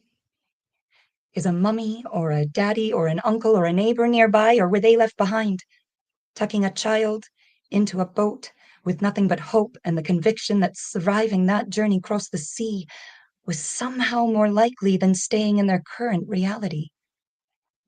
For every member of government, every person in authority, every loudmouth suggesting these people should not have come, may they play for a day with their children in the waves, just out of safety, just out of reach, and feel the fibers of their souls disintegrating at the slightest inkling that their child may be in danger, at risk, and not play to understand that no one is fucking around when they put their child on a life raft to send them away.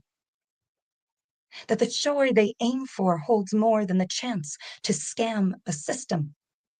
And the waters they cross may touch the same as those on vacation, where families play water sports, lathered in sun lotion, somehow not far from souls seeking asylum.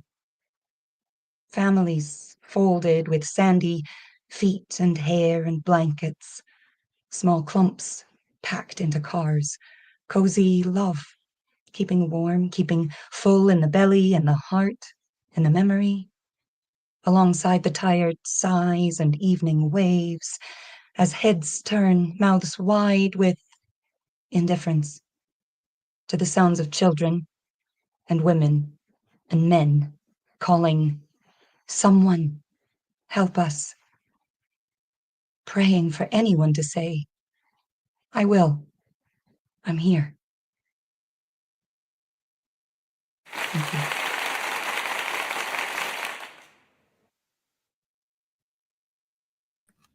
Wow. It's very clever what you did. I think the first two poems, you did jump between the sort of fear and the kind of, the mood, the emotion of it. You're kind of jumping between sort of dark, heavy fear, and then the kind of like it was the light side, and you were playing with that. And here you've taken it to a sort of different level. Because I was just imagining like going on the loch one day, like and it starts the weather gets bad, and you're kind of like with your family, and you're like, oh man, should have really looked at the weather, because you're trying to get back and you're like scared. But it's nothing compared to what people put themselves through at the chance of some safety at the other end. I mean, I've heard of a lot of stories like this. We get more and more. I mean, just me as living in Scotland, I've come across a few stories of like people fleeing from other countries to try and get here, or I mean, even back. I mean, I don't know. I was going to say this, but like back. I was in Morocco like a good few number of years ago. I mean, maybe a couple of decades ago, and I always remember we're driving along the motorway, and I was looking out, and I could just see this sort of shanty. I don't know, it was like a town. It was all these little shacks made of like corrugated iron, and every one of them had a satellite dish on top of it. Out in the desert, motorway, like people have like really very little, and they've all got a satellite dish. They're all getting a perspective of like the Western world and stuff like that, and you're wondering how would you interpret that, just be able to like flick through the channels, and that's where you are, and that's just this one case of it. I mean, there's a lot, that the world's going through, putting people out, kicking people out the door, and all of this. It's a heavy subject, but you can get a score. Sorry, Martin. Sorry. I'm kind of man, I know. It's just sorry, I know how you do it. Those waffles a wee bit, But we love your toasted waffles. It's just yeah. I understand. I could go on about it, but just the whole thing. I was impressed by it, especially the flip when you suddenly realize what you're talking about. So yeah, a 9.3. 9.3, very high score going into the final. Remember, all the scores from the previous poems don't count. We're back to the beginning again. So we start from 0, and it's 9.3 for MC Emma Clare. And Jim. Yeah, really powerful imagery. It's easy to forget that, how the different aspect of beaches and how we use beaches and what they mean to people. I think everybody probably remembers that wee boy on the beach in Greece, but probably most people forget his name. I think somebody's got a poem about that, actually remembering his name. So yeah, really powerful. Really, again, really well constructed. You put a lot of work into your poems, and I like to see that. I don't like it. I always hate when you turn up at a thing and somebody says, I wrote this in the bus on the way here. I think like poems take a lot longer than that. They need a lot more consideration. Great use of words, brilliant use of the word current, I thought was especially stuck right out. And 7.5, I think. Wow. 7.5. The song that the poem you were trying to was Ghosts by the Mickey Nines. And no, it was actually a poem at a slam somebody did once, and it was about a wee boy called Alan someone. He died on a beach in Greece. Mahayadin. I don't know if I'm pronouncing that right, but that's the one I think you might be referring to. Anyway, it doesn't really matter. It doesn't matter. My memory. I wasn't at the slam that you were at. I thought you were talking about the Mickey Nines song. That's what I mean. Doesn't matter. Of course, the situation matters. Okay, so let's. What was the score there, Jim? 7.5. 7.5, and Wendy.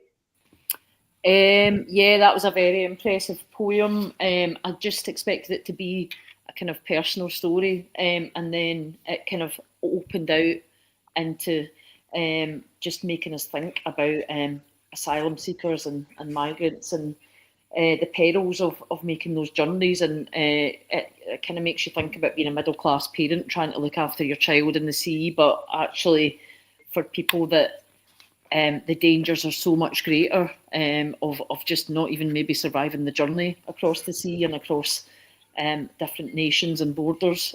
So it was really, really thought-provoking. Really, really powerful. 8.5? 8.5. Sammy. Wow. That was absolutely amazing, Emma. And your time there, I would say, was 3 minutes exactly. And are you sure 3 minutes? Do we need to go to a VAR decision here? Okay, it's 3 minutes. 3 minutes, bang on. That's nothing wrong with that. Nothing wrong with that. Right. That's what you call using your time. Jim, did you say earlier on that you need to use your time? Yeah, use your time. Use your time to the best of your ability. Don't go 1 second over. So Emma Claire has used her time to perfection there. What's the final scores on the doors? The final score is 25.3. 25.3. It's a amazing, really, Emma. A great start to the final. So well done, Emma Claire. And we're going to spin the wheel. Let's spin the wheel. Spin the wheel for the final of the You Call That Radio Slam Poetry. Here we go. Spin the wheel, Mark. Apparently, if I say clip it, the robots will clip that bit. So we'll try that for the first time. Spin the wheel. Spin the wheel. Spin the wheel of poetry. Who's coming next? Don't let it be Suzy because she might be in a fix. It's Suzy. And Suzy is travelling far and may or may not have internet. Let's just see how Susie's getting on. I'm here. You're here. Okay, you're back. Okay, I've got it sorted. Sorry to worry you. Yeah, can you hear me all okay? I can hear you. Yep. Just stay where you are. I think you've got a good bit. Good. So you can start after the gong. I forgot I had a gong sound effect, so I should have been using this a bit. Okay. So your 3 minutes starts after the gong. Okay.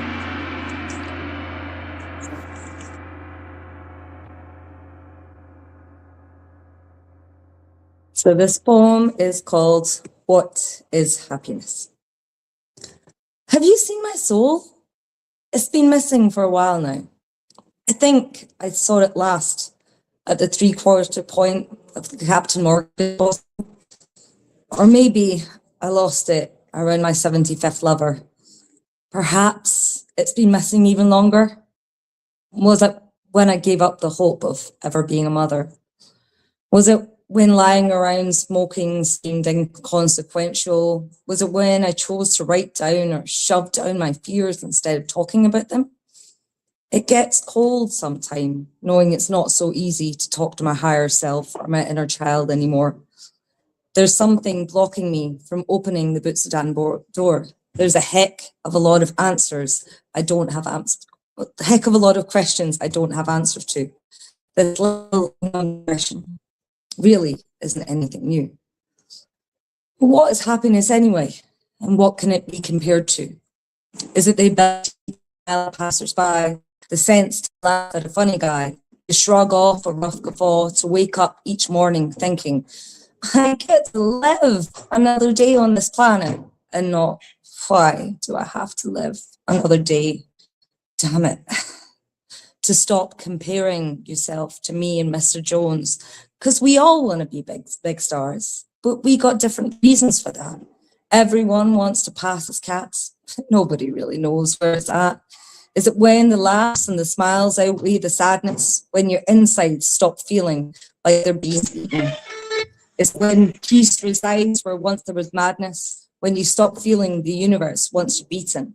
When you stand up for yourself and your ethics and your rights, when you realize some things are worth the fight.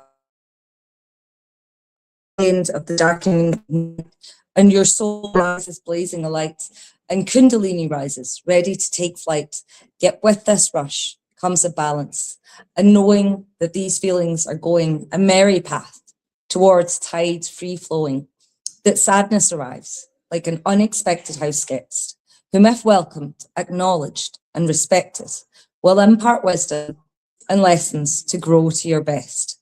Happiness lies deep within your chest. Connect to third eye, perceive the true I, and realize it's okay to say goodbye.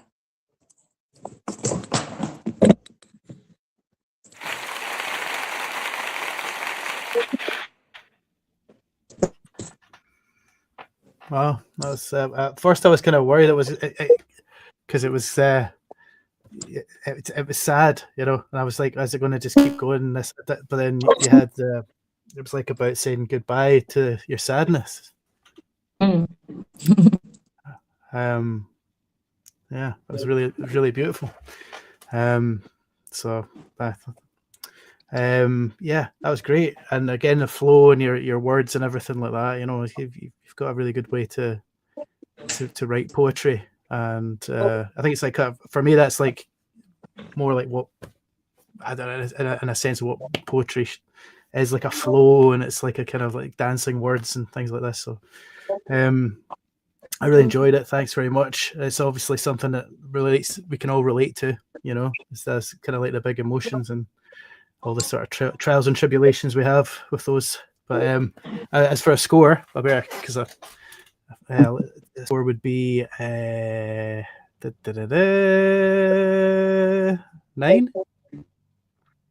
Thank you. A 9, another high score. It's the final. It's the final of the final to find out who the best poet in the universe is. Suzy starting with a 9, starting strong. Let's go to Jim. Yeah, that was excellent, Suzy. Great subject, really well delivered. Great use of rhyme as well. You know, rhyme's important. I mean, it's sometimes it isn't. There's great poems that don't rhyme and all that stuff, but when you can use rhyme, when it's no forced rhyme and it's used well and it's relevant to the story, it's really good at that. You know that. It's tough for a score. It's tough. It's tough because you know it's really high standard tonight, and I feel that you made a slight there was a wee slight blip in there. So that's always the thing about slams. I know that you've been running about doing things at the same time, so it's difficult, but you should always rehearse and always have it bang on for the slam. So I'll give it 7.3, I think. 0.3. And let's go to Wendy. Oh, sorry, Wendy, I think I've muted you. You've muted yourself, Wendy. Yeah, great stuff. I like poetry as a kind of philosophical inquiry. I like that as a starting point, you know, what is happiness? Yeah, and I thought the way that you executed it was lovely. There was some brilliant rhymes. I liked I liked the surprise of it was about when the sadness leaves. That was lovely. And I like the line "Sadness arrives like an unexpected house guest." There's a lot of really great lines in it. I'll give that an 8 out of 10. 8 out of 10. High scores, Sammy. Very high scores. Do you need a spare? Do you need an extra calculator? Or No. okay? Do you know what, Mark? I was just so glad that Suzy was able to get to a location to deliver that excellent poem. Well done, Suzy. Amazing. And we're so glad that you were able to get there. Do you know what I mean? Because we were worried there, Mark. Let's not pretend. We were worried, but she smashed it. And Suzy's time was 2 minutes 32, and her score is 24.3 total. 24.3. Amazing stuff. Yeah. And we have one more poet, but we're going to spin the wheel for the last time of the night. Yep. Anyway. We will spin it. We'll spin the wheel. We'll see who it is. Spin the wheel of poetry. I know who is coming next. It's Victoria. Of course there is. Victoria McNulty is next. I know. Yeah, Victoria. Welcome back, Victoria McNulty. Your time starts after the gong.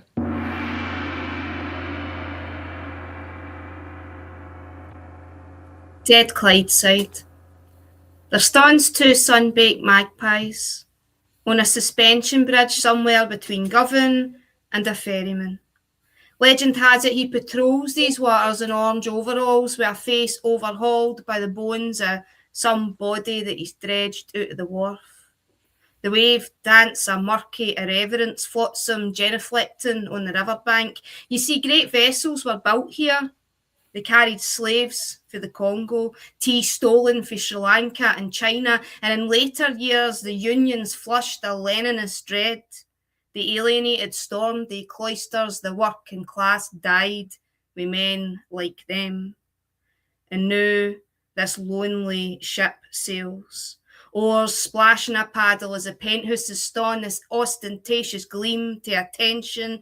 Icarus leans over the edge.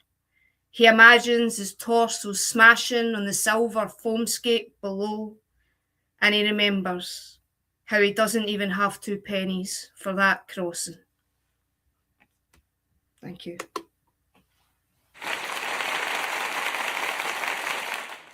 Brilliant stuff, Victoria McNulty. Let's go to Martin. What have you got to say about it, Martin? It's beautiful. It's just stunning, man. Just like like the references to older times, I guess, and the I don't know, just the way you phrase things, and it's just each thing. I just think, oh, that's beautiful. That's beautiful. You know, like the imagery. It's just like you're seeing you can see it in your head vividly, and it's a sort of transportation to like another realm or something. You know, and I'm just imagining this guy. You know, and I think like that kind of lost art of, like you say, just the past, you know, and the history in there, and the deep kind of fabric woven in, you know, it's like, it's fantastic. Yeah, a 9.5. 9.5. Jim Monaghan, what you got to say about it? Yeah, that was wonderful. It was the use of Dead Clydeside, the reference to Dead Clydeside. The guy you're talking about, whose name I can't remember, who patrols the river for the people who have flung themselves in, and just the use of the mythology as well, Icarus and the ferryman and all that stuff. Just absolutely wonderful way you weave all those things together into something that's hard hitting that we can see now.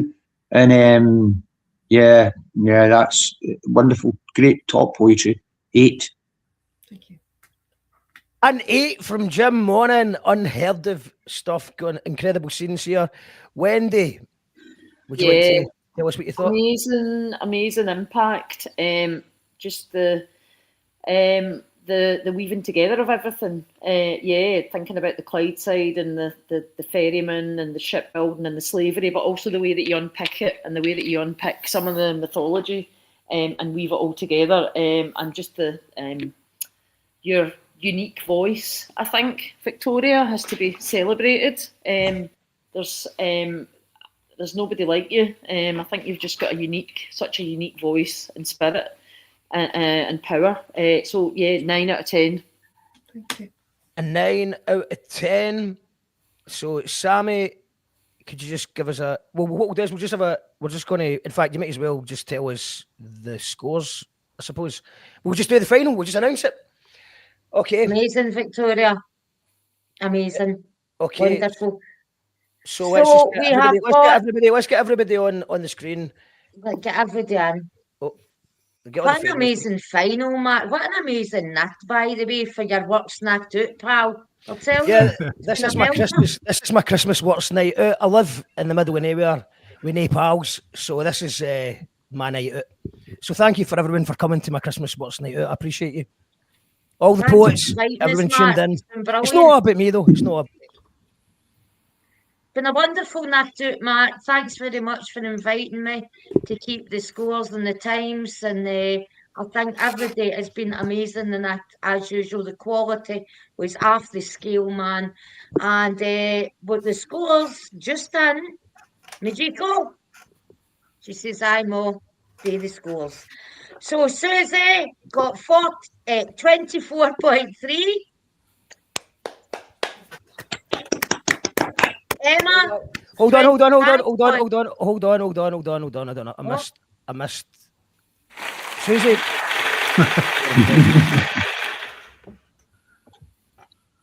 Well, I say it again. Yeah, no, it's done. Suzy's done, yeah. Right, Suzy, 24.3. Emma, 25.3. And taking the You Call That Radio Slam Poetry finalist who's won tonight is Victoria with 26.5. Well done. Woo! Congratulations. Shout outs to Emma Clare. Fantastic. It's the first time I've seen Emma Clare perform. Well done, Emma Clare. MC, have you got anything coming up that we should be aware of, or how can people follow you on Instagram or anything? EMC Brightlyn is my handle on Instagram, and I will have a couple of things coming up in the new year, but I can't talk about them yet. Oh, exciting! Secret information. Thank you very much, Emma Clare. Loved all your poems. Superb. Thank you, Suzy Berry, who has been on the Poetry Slam before, but I would say you've improved so much and you absolutely smashed it tonight, even in the middle of driving your car around various parts of the country. Well done, Suzy. Have you got anything you want to shout? Oh, you've got your own business. You want to shout out anything? You got anything to plug? Yeah, so I've been continuing to run Serene Senses doing holistic therapies. If you like the sound of my voice tonight, I've got tons of guided meditations on YouTube. You can stick them on before you go to bed. Just go to Serene Senses, Suzy Berry, and you can find me on there. And the reason I was running about is because I'm here at the Circus Club, so I'm training for more fire dancing, and hopefully if you want to see me play with fire at some point, get in touch with me. So. You were certainly playing with fire with the internet reception, but you were brought. No, it's been more nerve-wracking not being sure whether or not I was going to get to perform than it was to play with fire for bonfire play. No, you're absolutely brilliant. And I'll be checking out the meditations because I've not been sleeping well with this, so I will check out the meditations. Thank you very much, Suzy, and fantastic performance tonight. And the champion, the best poet in the universe for the next year is Victoria McNulty. Congratulations. What have you got coming up, Victoria? Have you got any words? What's that? Sorry, Mark. Have you got any words you would like to say? A celebration speech, is that the right word? Hi, just thank you for having me, and thanks for being everybody that performed tonight. I really loved being part of it. I've not been gigging so much or doing things, so it's been really lovely to be part of something so good, and the poems were all amazing, so it's great. I feel dead inspired. And we're going to just check when the Scottish Slam finals is. But I Right. think it's February the 14th. Let me just double check that though. Scottish Slam. Have you got another poem you would do for us, Victoria, as a victory lap? I could think of something. Yeah, that'd be great. Because I was wanting to wrap up to watch the end of the Celtic game, but I don't think I want to watch that. Unbelievable. No spoilers. Right. It looks spoiled to me. Anyway. But anyway, this isn't about football. This is about country. You've seen it? God. It's actually going to be a poem about football. I can't stomach it now, man. It was 1-0 the whole and I turned away from Shush, I'm going to watch all of it. Right, okay, let's just... Where's Mark? Where's Mark? Somebody scores a goal. That's always spoiler. Tonight, is it somebody scores a goal? There might be other goals after that. I don't know. Here, but it's live. It's my Christmas night out. Still time. Okay. So, Victoria McNulty, obviously a legendary poet already, and you boycotted slams. Do I want to ask this question? Why were you boycotting slams until tonight?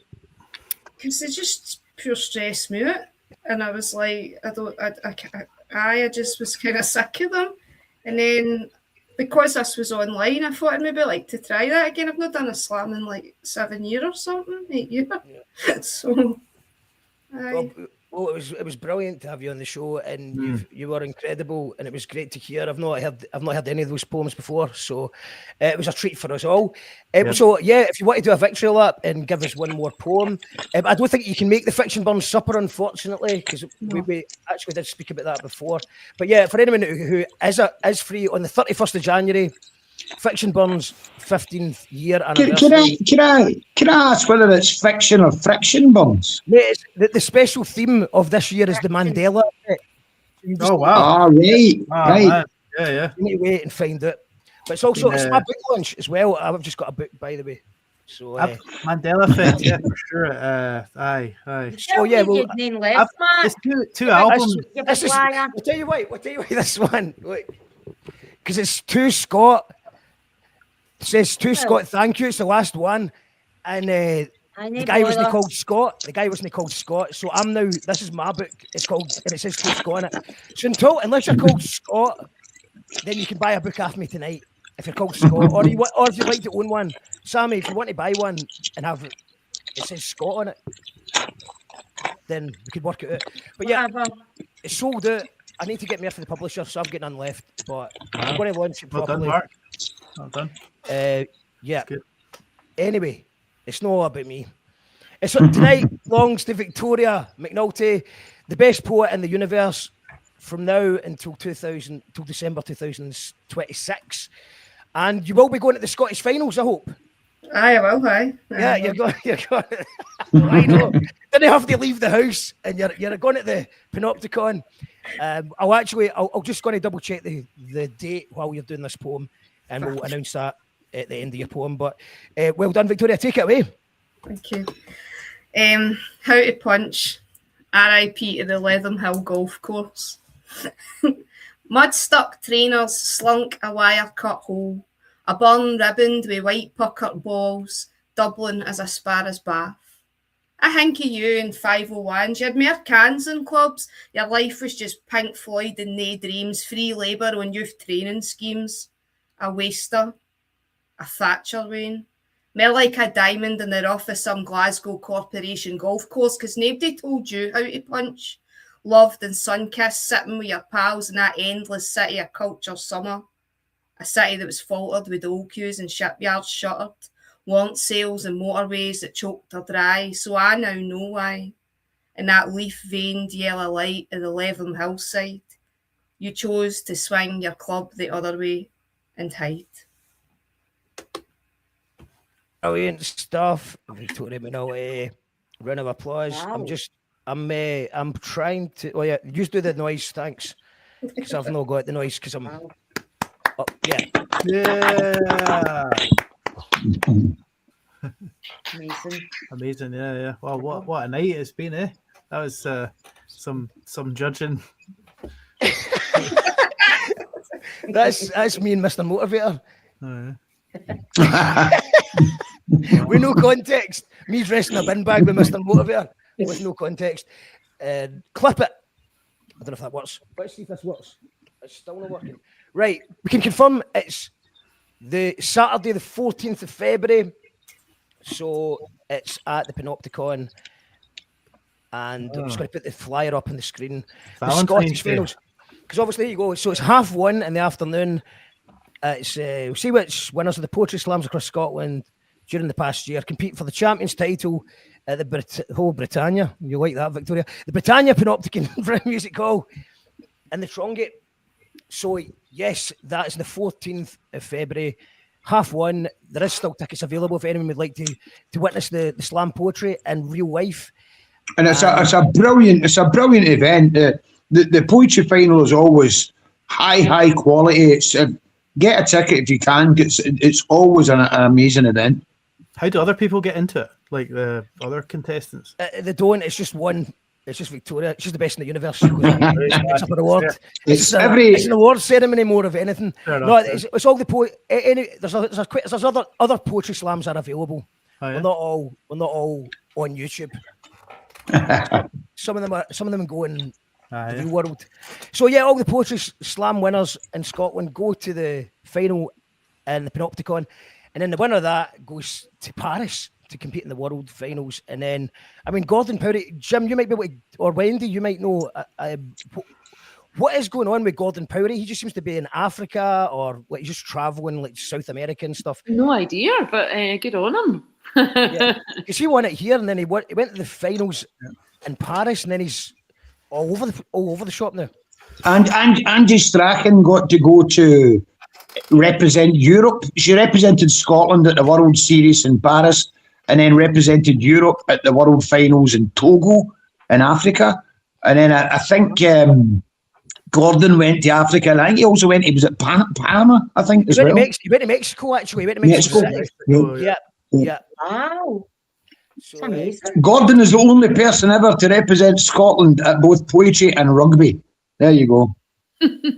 He's a rugby international. When he was younger, he was a rugby international for Scotland. No way. Didn't they know that? Yeah, that's true. True story.